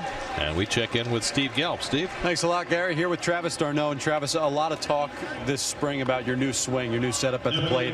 How have you felt about your start with that new swing to spring training? I felt great. Staying short, staying consistent, slowing everything down with my feet, not being overly aggressive, and just waiting for my pitch. So I'm very pleased the way that the things are progressing this spring. Now that you're comfortable with a new setup like that, do you feel a difference at the plate in terms of maybe having the ability to get to pitches that in the past your long swing wouldn't allow you to get to? Oh yeah, I feel like I can see the ball a lot deeper in the zone because the swing is so short now. Like today, there was a slider that I couldn't believe that I actually got to on a down and in pitch, and I wasn't even thinking about it. I just stayed nice and short. So a lot of credit goes to K. Long and Sixer for helping me out through this. I know you spent some time with Kevin Long in the offseason in Arizona. How long did the process take to get comfortable with this new swing? Probably took a few weeks. A lot of it for me was rhythm, just trying to get the rhythm of it and slow things down. I know last year I was a little jumpy and just trying to hit the ball out of the park every time instead of just keeping things simple and keeping it short and just hitting the ball, and wherever it goes, it goes. We see how much quicker the swing is and how you got rid of that bat wrap, but you were also telling me earlier this week that there's something with your elbow as well, your back elbow, keeping it in, that you think allows you to, not just be quicker to the ball, but more explosive. Oh yeah, I'm able to keep it tighter to my body, which will cause me to rotate a little quicker, which obviously will let me see the ball a little deeper and just to be able to relax and just have fun. Travis, obviously this is a big season for you, not just offensively, but defensively as well. Glenn Sherlock, new catching coach in. What's the type of stuff the two of you guys have really been focused on? We've been really focusing on just slowing things down, slowing down with my transfer. A lot of times last year I was rushed a lot, just trying to do too much instead of just slowing everything down, letting the game come to me and just making a clean throw. So the throwing is one aspect. What about calling a game? I'm just working with the pitchers. I'm always communicating with them, seeing how they're feeling, seeing what they're seeing. Another thing too is working with Dan and Ricky to see what they're seeing as well. So it's a accumulation of all those things. Terry Collins was saying how he really wants you to get back to the guy from a couple of years ago who pitchers really wanted to throw to. What is that process like, really gaining that trust from guys here in spring training? Just communicating. That's my big thing, is communicating, seeing what they see, letting them know what I see if I see a little mechanical adjustment or maybe even a mental adjustment, just to get the trust back and then to go out there and succeed. Travis, the one thing that the front office talks a lot about when they talk about you is your pitch framing and how good you are at that. How much work do you put into the art of pitch framing? I call it the art of receiving, and I do it every single day, whether I'm playing catch with Jose Reyes or David Wright, for example, or I'm catching a bullpen. Every single throw I get, I work on it every single day. Big offseason for you in terms of baseball, but also a big offseason in terms of your personal life. I know you got engaged as well. Congratulations on that. Are you someone that's taking a heavy hand in the wedding planning here with your fiance, or are you here and she's taking care of all the tough stuff? Fortunate for me, she's awesome. She makes me smile all the time, and I can be myself around her. And as far as the planning goes, she's taking care of most of it. I get to just relax and focus on baseball. All right, Travis, appreciate the time as always. Thanks for having me. I appreciate it. Gary, back to you. Just remember, Steve, candlesticks always make a nice gift. That's all right. Okay, you said candlesticks make a nice gift. Okay, you want that? We'll see where he's registered. I don't know. Thanks, Steve. And thanks, Travis. Here's Matt Reynolds with 2 out and a runner at first.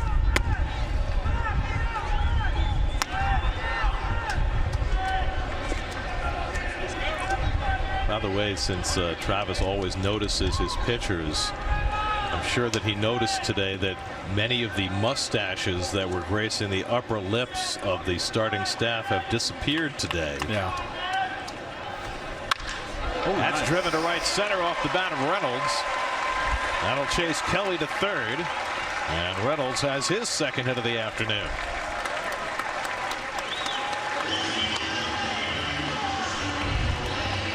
Nicely done, hitting the ball the opposite field.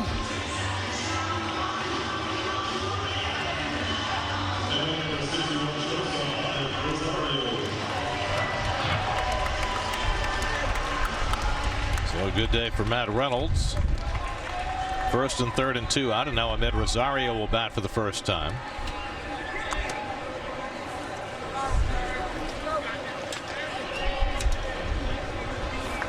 Kelly at third, Reynolds at first with 2 out. Highly touted Rosario.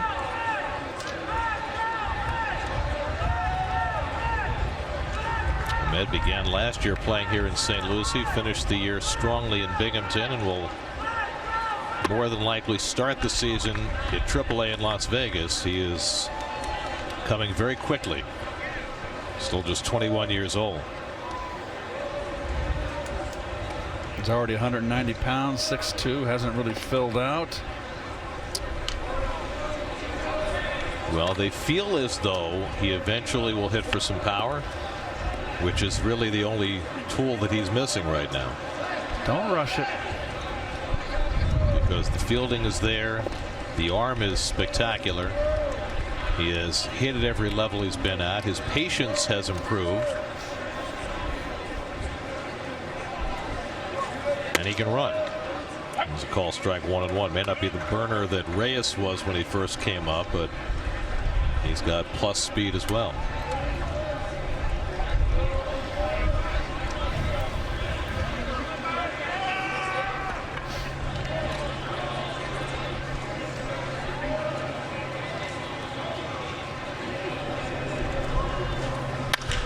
That's skimmed toward the middle. To his left, Nunez, the flip, not on target, and the run comes home. Not sure that the second baseman Watkins was expecting that. And so Reynolds arrives safely. Kelly scores, and it's 4-0. Well, the second baseman made a big mistake there. That's on the other side of the infield. He's got to go to the bag. That is 5 feet on the left field side of the bag. He's got to be at the second baseman's got to be there for the force out. So the Mets get a gift.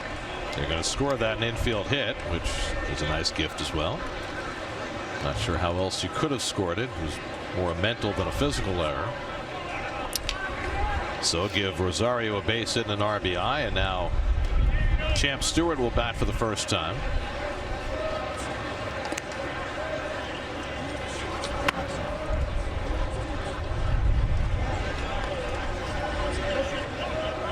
Well, this is what happens in spring training. Left side of the infield for the Tigers. You got number 72 at short and number 72 at third. And only Gary could decipher that. Well, fortunately, one of them, Dominic Ficocello, has his name on his back, and it's hard to mistake Ficocello for Nunez. Elementary, my dear Watson. Gustavo Nunez is the shortstop. He's up from minor league camp, so he doesn't have his name on his back, which makes that a little bit easier.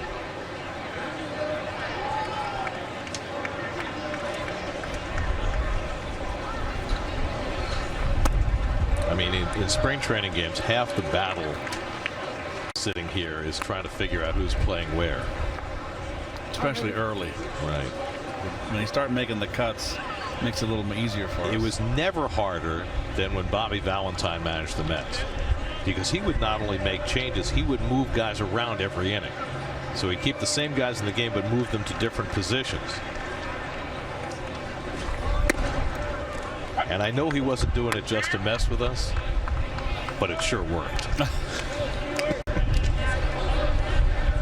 It was just a side benefit.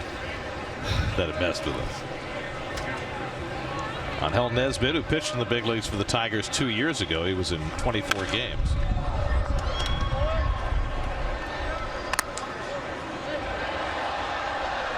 Six-year-old from Venezuela.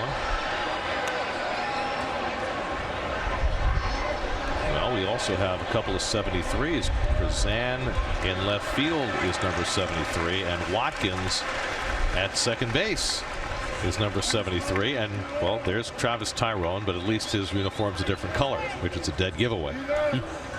There goes Rosario, and the pitch outside for ball 4, and Stewart walks to load the bases. Second walk in the inning given up by Nesbitt.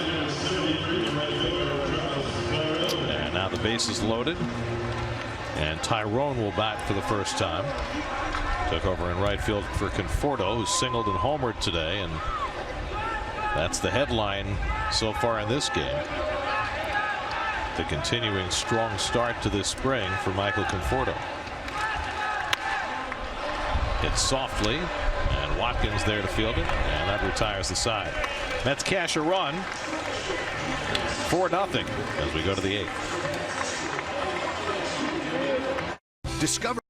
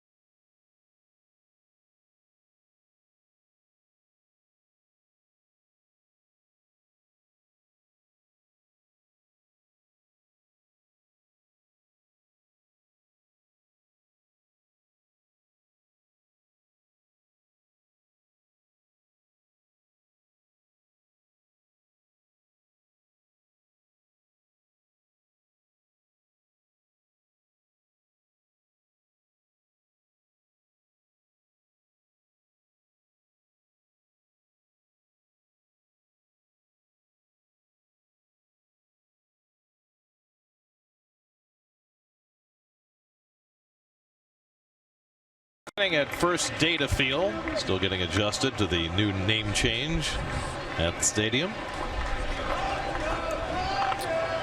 That's Phillip Evans, the Eastern League batting champion, in to play third base. Matt Reynolds moves to left field.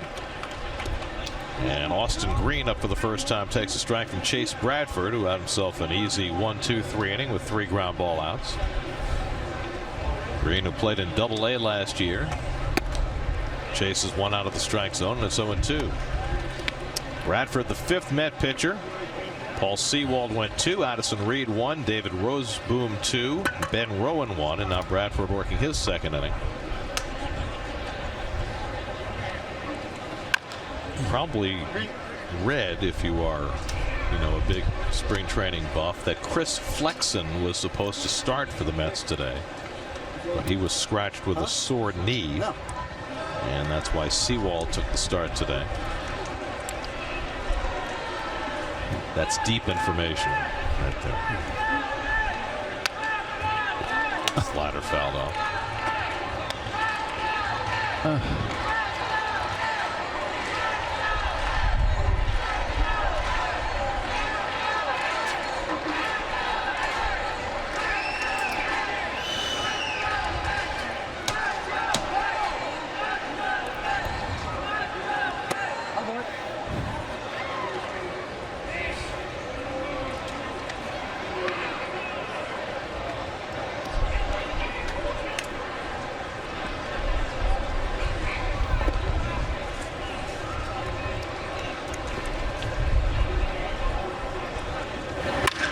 Pulled down to third and over the bag and into the corner. Green heads to second and pulls in with the leadoff double. Just the 4th hit of the afternoon for the Tigers, and it comes leading off in the 8th. Just out of the reach. Nice effort.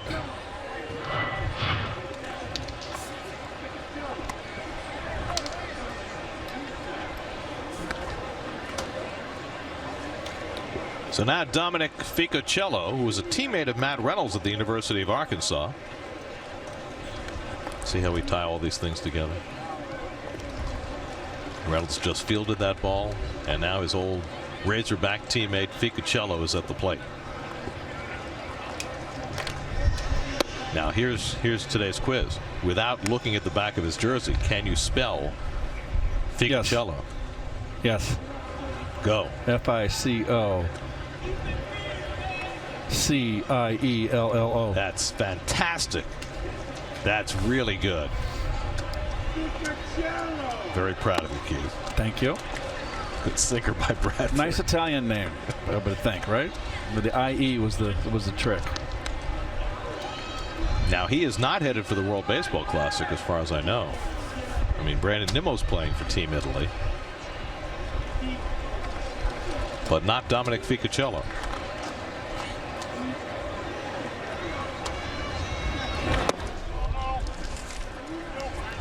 I'm going to double check that here on Tigers notes.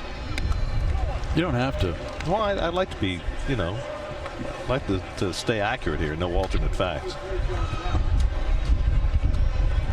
No, he's not on the team. Okay.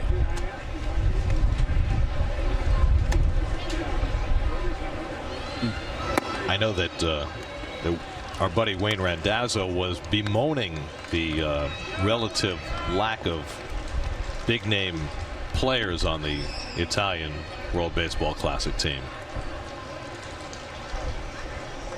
There's Wayne. Big fan of Team Italy.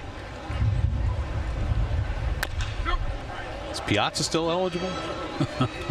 Did you read that story about Mike and his ownership of a Italian soccer team, and what an active role he's gone playing? It's a 3rd division Italian soccer team that Mike purchased, trying to get them back to their former glory and move them up the rankings.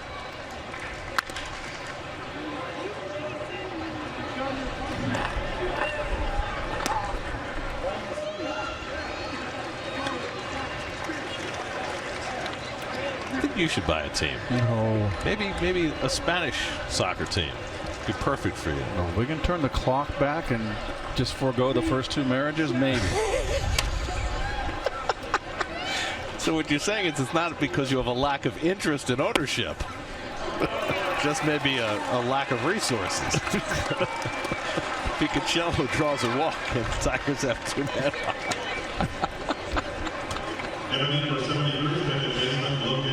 That would explain your continuing presence in this booth. Yes. Very perceptive of you. Wow, I just hit my knee on the. Oh, ouch. By the way, I meant to mention this to you off the air this morning because I don't know if you actually saw it, but did you see Bob Clappish's column today? No, I did not. His interview with David Cohn? No. And he asked Coney about you and Ronnie. And he said, what do you think of Ron and Keith's work? And Coney's answer was, I love their fearlessness. Really? Yes. Huh. I wonder what he means by that. I believe the second line was, Keith has no filter. Oh, really? Yes. What would make him think that?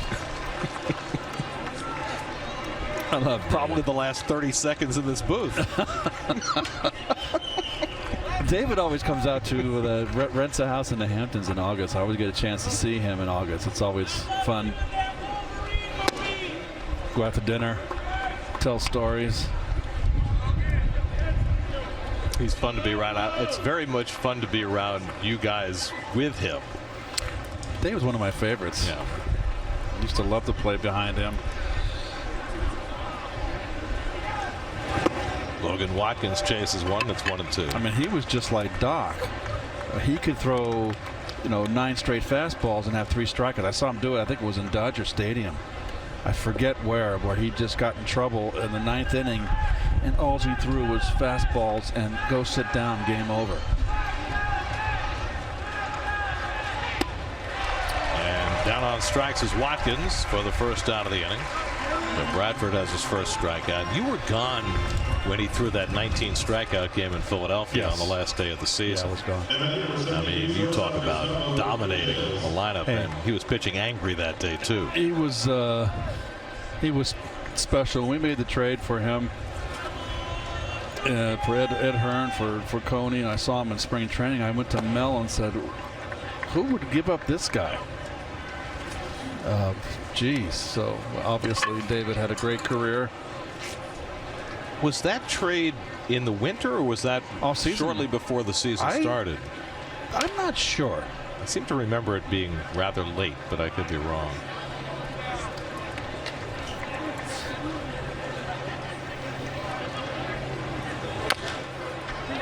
Soft tapper. Bradford's only play is to first. Ooh. And he gets the out on Nunez for the second out as the runners move to second and third. Tell you what, Dominic Smith, the first time I really had a chance to get a look at him. He's very agile around the bag. Good footwork.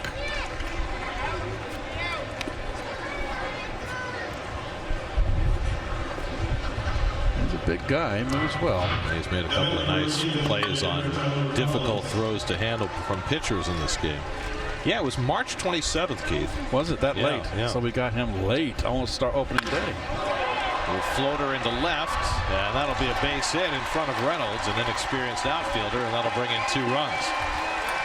So Tyler Collins taking one the other way, and the Tigers are on the board as Collins in his first at bat of the day drives in a pair.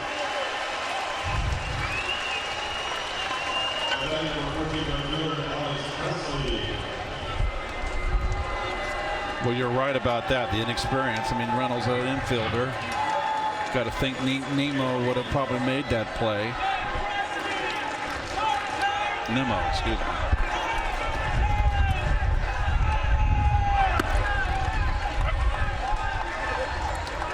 Now Alex Presley, veteran outfielder.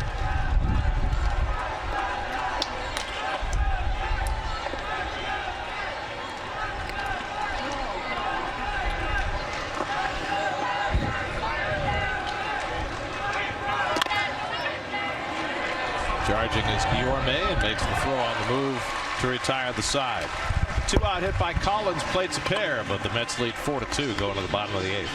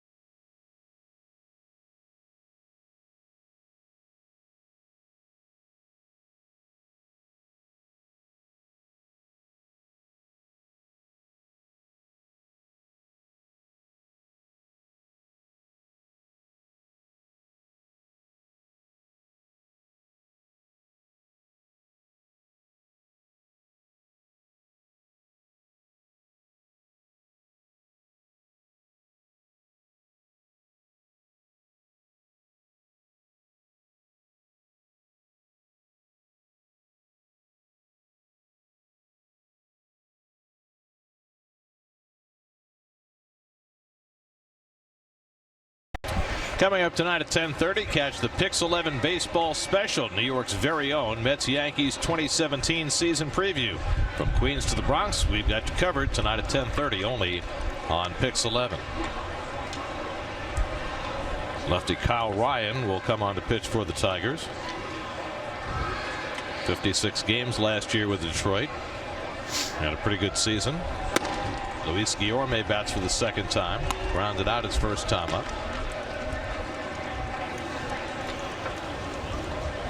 Mets got a run in the third. A Travis d'Arnaud RBI single in the fourth. A Michael Conforto home run in the sixth. And an Ahmed Rosario infield hit to drive in a run in the seventh.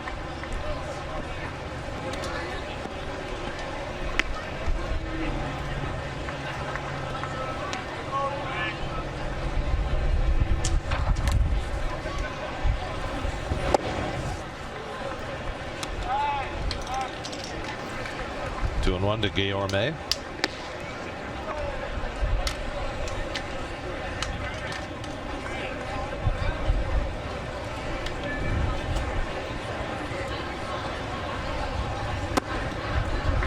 And now 3-1.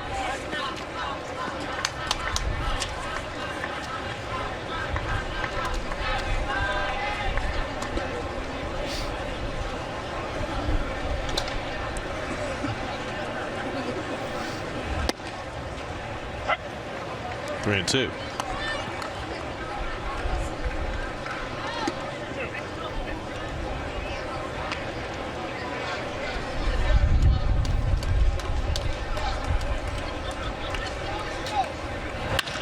Slashed over the bag. That's a fair ball. Over the bullpen mound, off the sidewall, and it gets by the left fielder Cruzan and goes all the way to the corner. Guillorme will be stopped at third by Glenn Sherlock. Well, they played the Massey right off the sidewall. And Guillorme scoots all the way to third.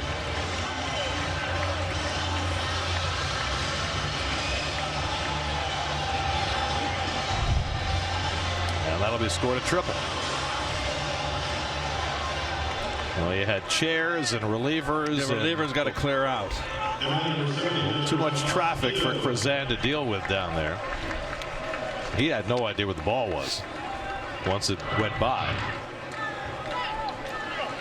There's a left fielder's nightmare. Infield comes in. Tomas Nido up for the first time.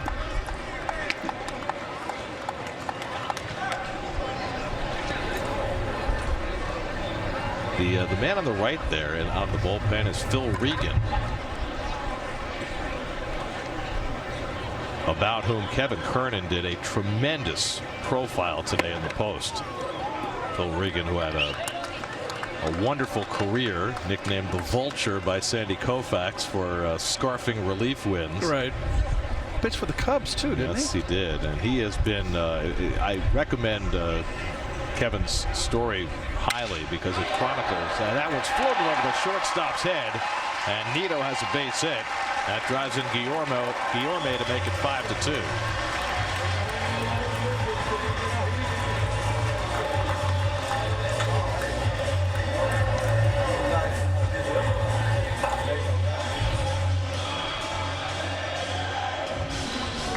Very nice.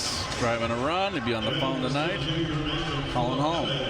Nido's stock is really rising year by year. #1 catching prospect now in the Mets system, and he's got himself an RBI hit. He'll be Binghamton this year.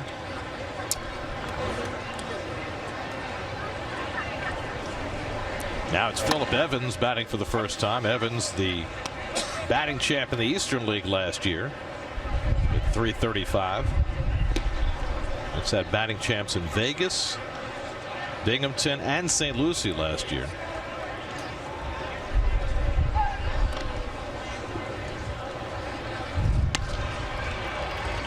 Soft liner just out of the reach. Infield in, base hit right there.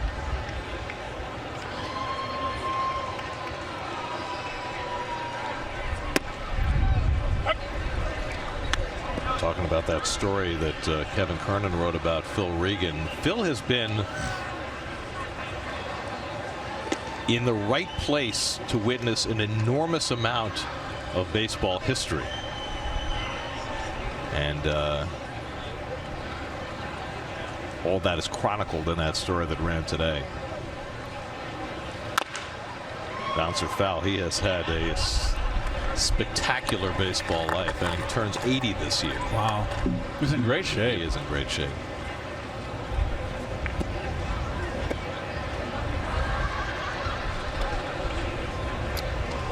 Yeah, Koufax's last season,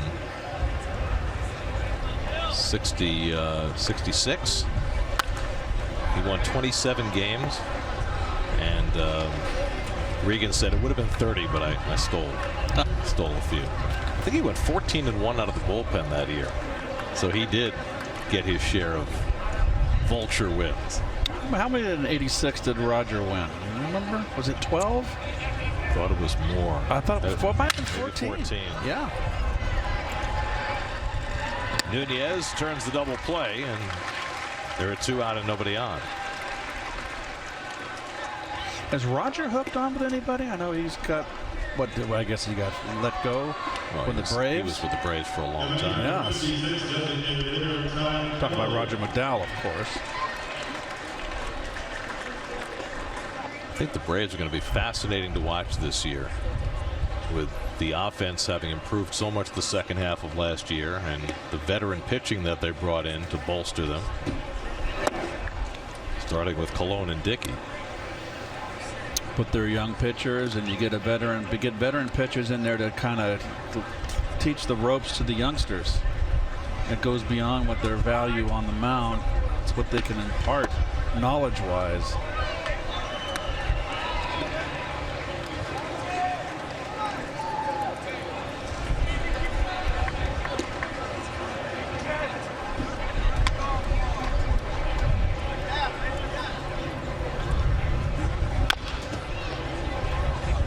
Kelly's played the whole game at DH. This is going to be his last game with the Mets for a while, leaving tomorrow to join his WBC team, Team Israel. The Braves hired Chuck Hernandez to replace Roger McDowell as their pitching coach. Chuck has a wealth of experience as a big league pitching coach, 2-2.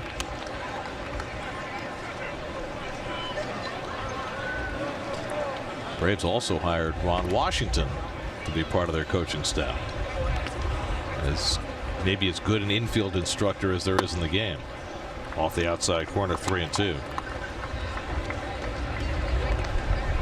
And Brian Snitker will take over the helm for the first full season for the Braves.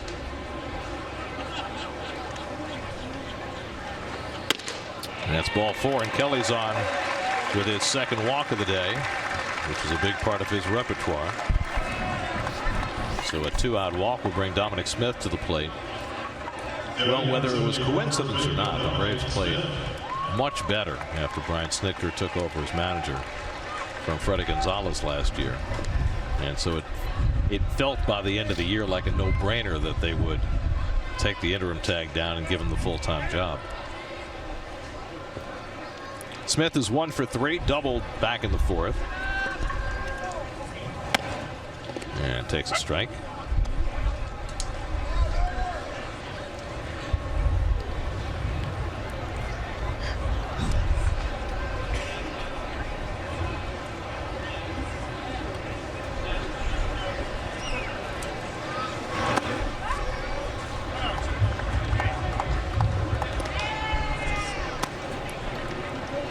How many games you do in the spring, Gary?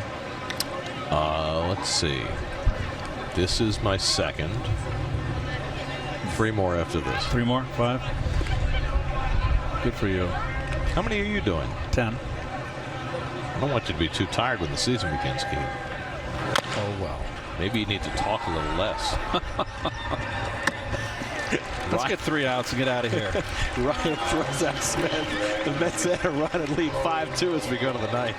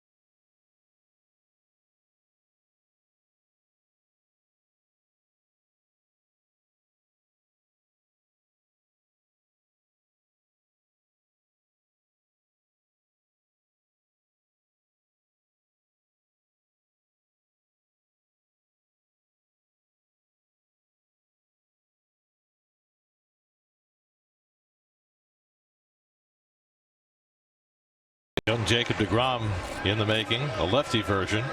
He's got the eye black and everything. Got to start somewhere. Corey Taylor, who had a great year pitching here in St. Lucie last year, will take over in the 9th inning, trying to protect a 5-2 lead. Gets a ground ball back to the mound from Juan Perez and throws him out. Makes easy work of his first hitter, one away. Corey Taylor last year was in 45 games here in St. Lucie in relief. Pitched to a 1.87 ERA. And gave up only 1 home run in 53 innings. Here's Brett Pill, the former San Francisco Giant, whose brother used to pitch in the Mets organization, Tyler Pill.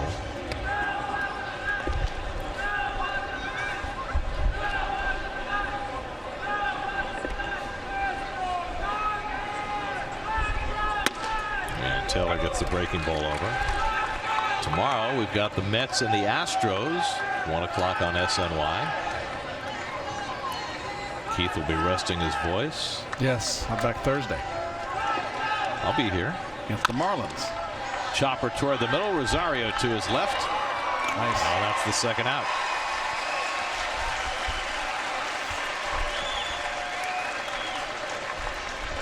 So Corey Taylor quickly disposes of the first 2 in the top of the 9th.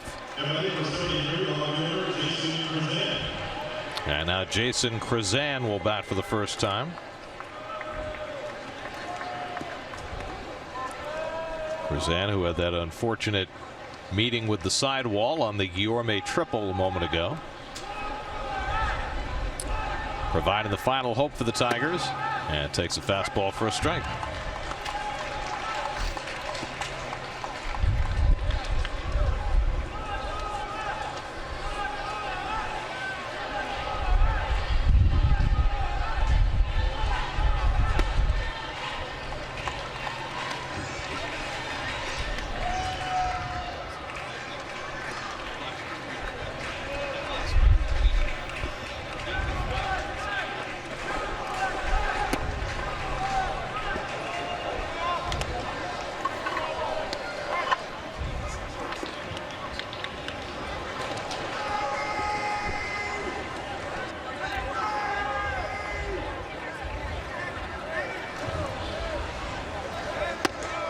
And that misses inside. Now it's 3-1 to Krazan.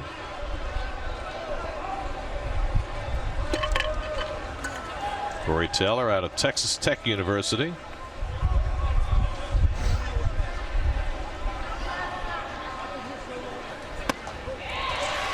And a full count on Krazan, 3-2.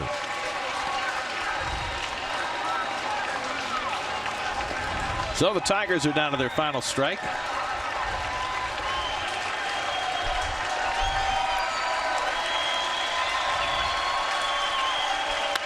Krazan hits one out to right. Tyrone gets turned around. The wind knocks it down, and Tyrone kicks it to the corner, and Krazan will race around second and head for third. Well, with the wind blowing in, that's the only reason this ball didn't get out of the ballpark. And then Tyrone, after the circle route, got near it, but kicked it. And a big sun field here in right field late. And is that going to be a trip or a snare? They're going to give him credit for a triple. The ball just ticked off the pinky of his glove. So that keeps the Tigers alive. Their 6th hit of the afternoon. And now Austin Green will bat for the second time. Green hit a double down the left field line and scored in the 8th.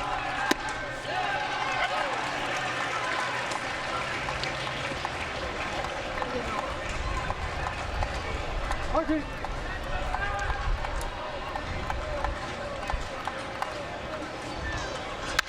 And Green strokes one to first. Smith snags it, and that'll do it.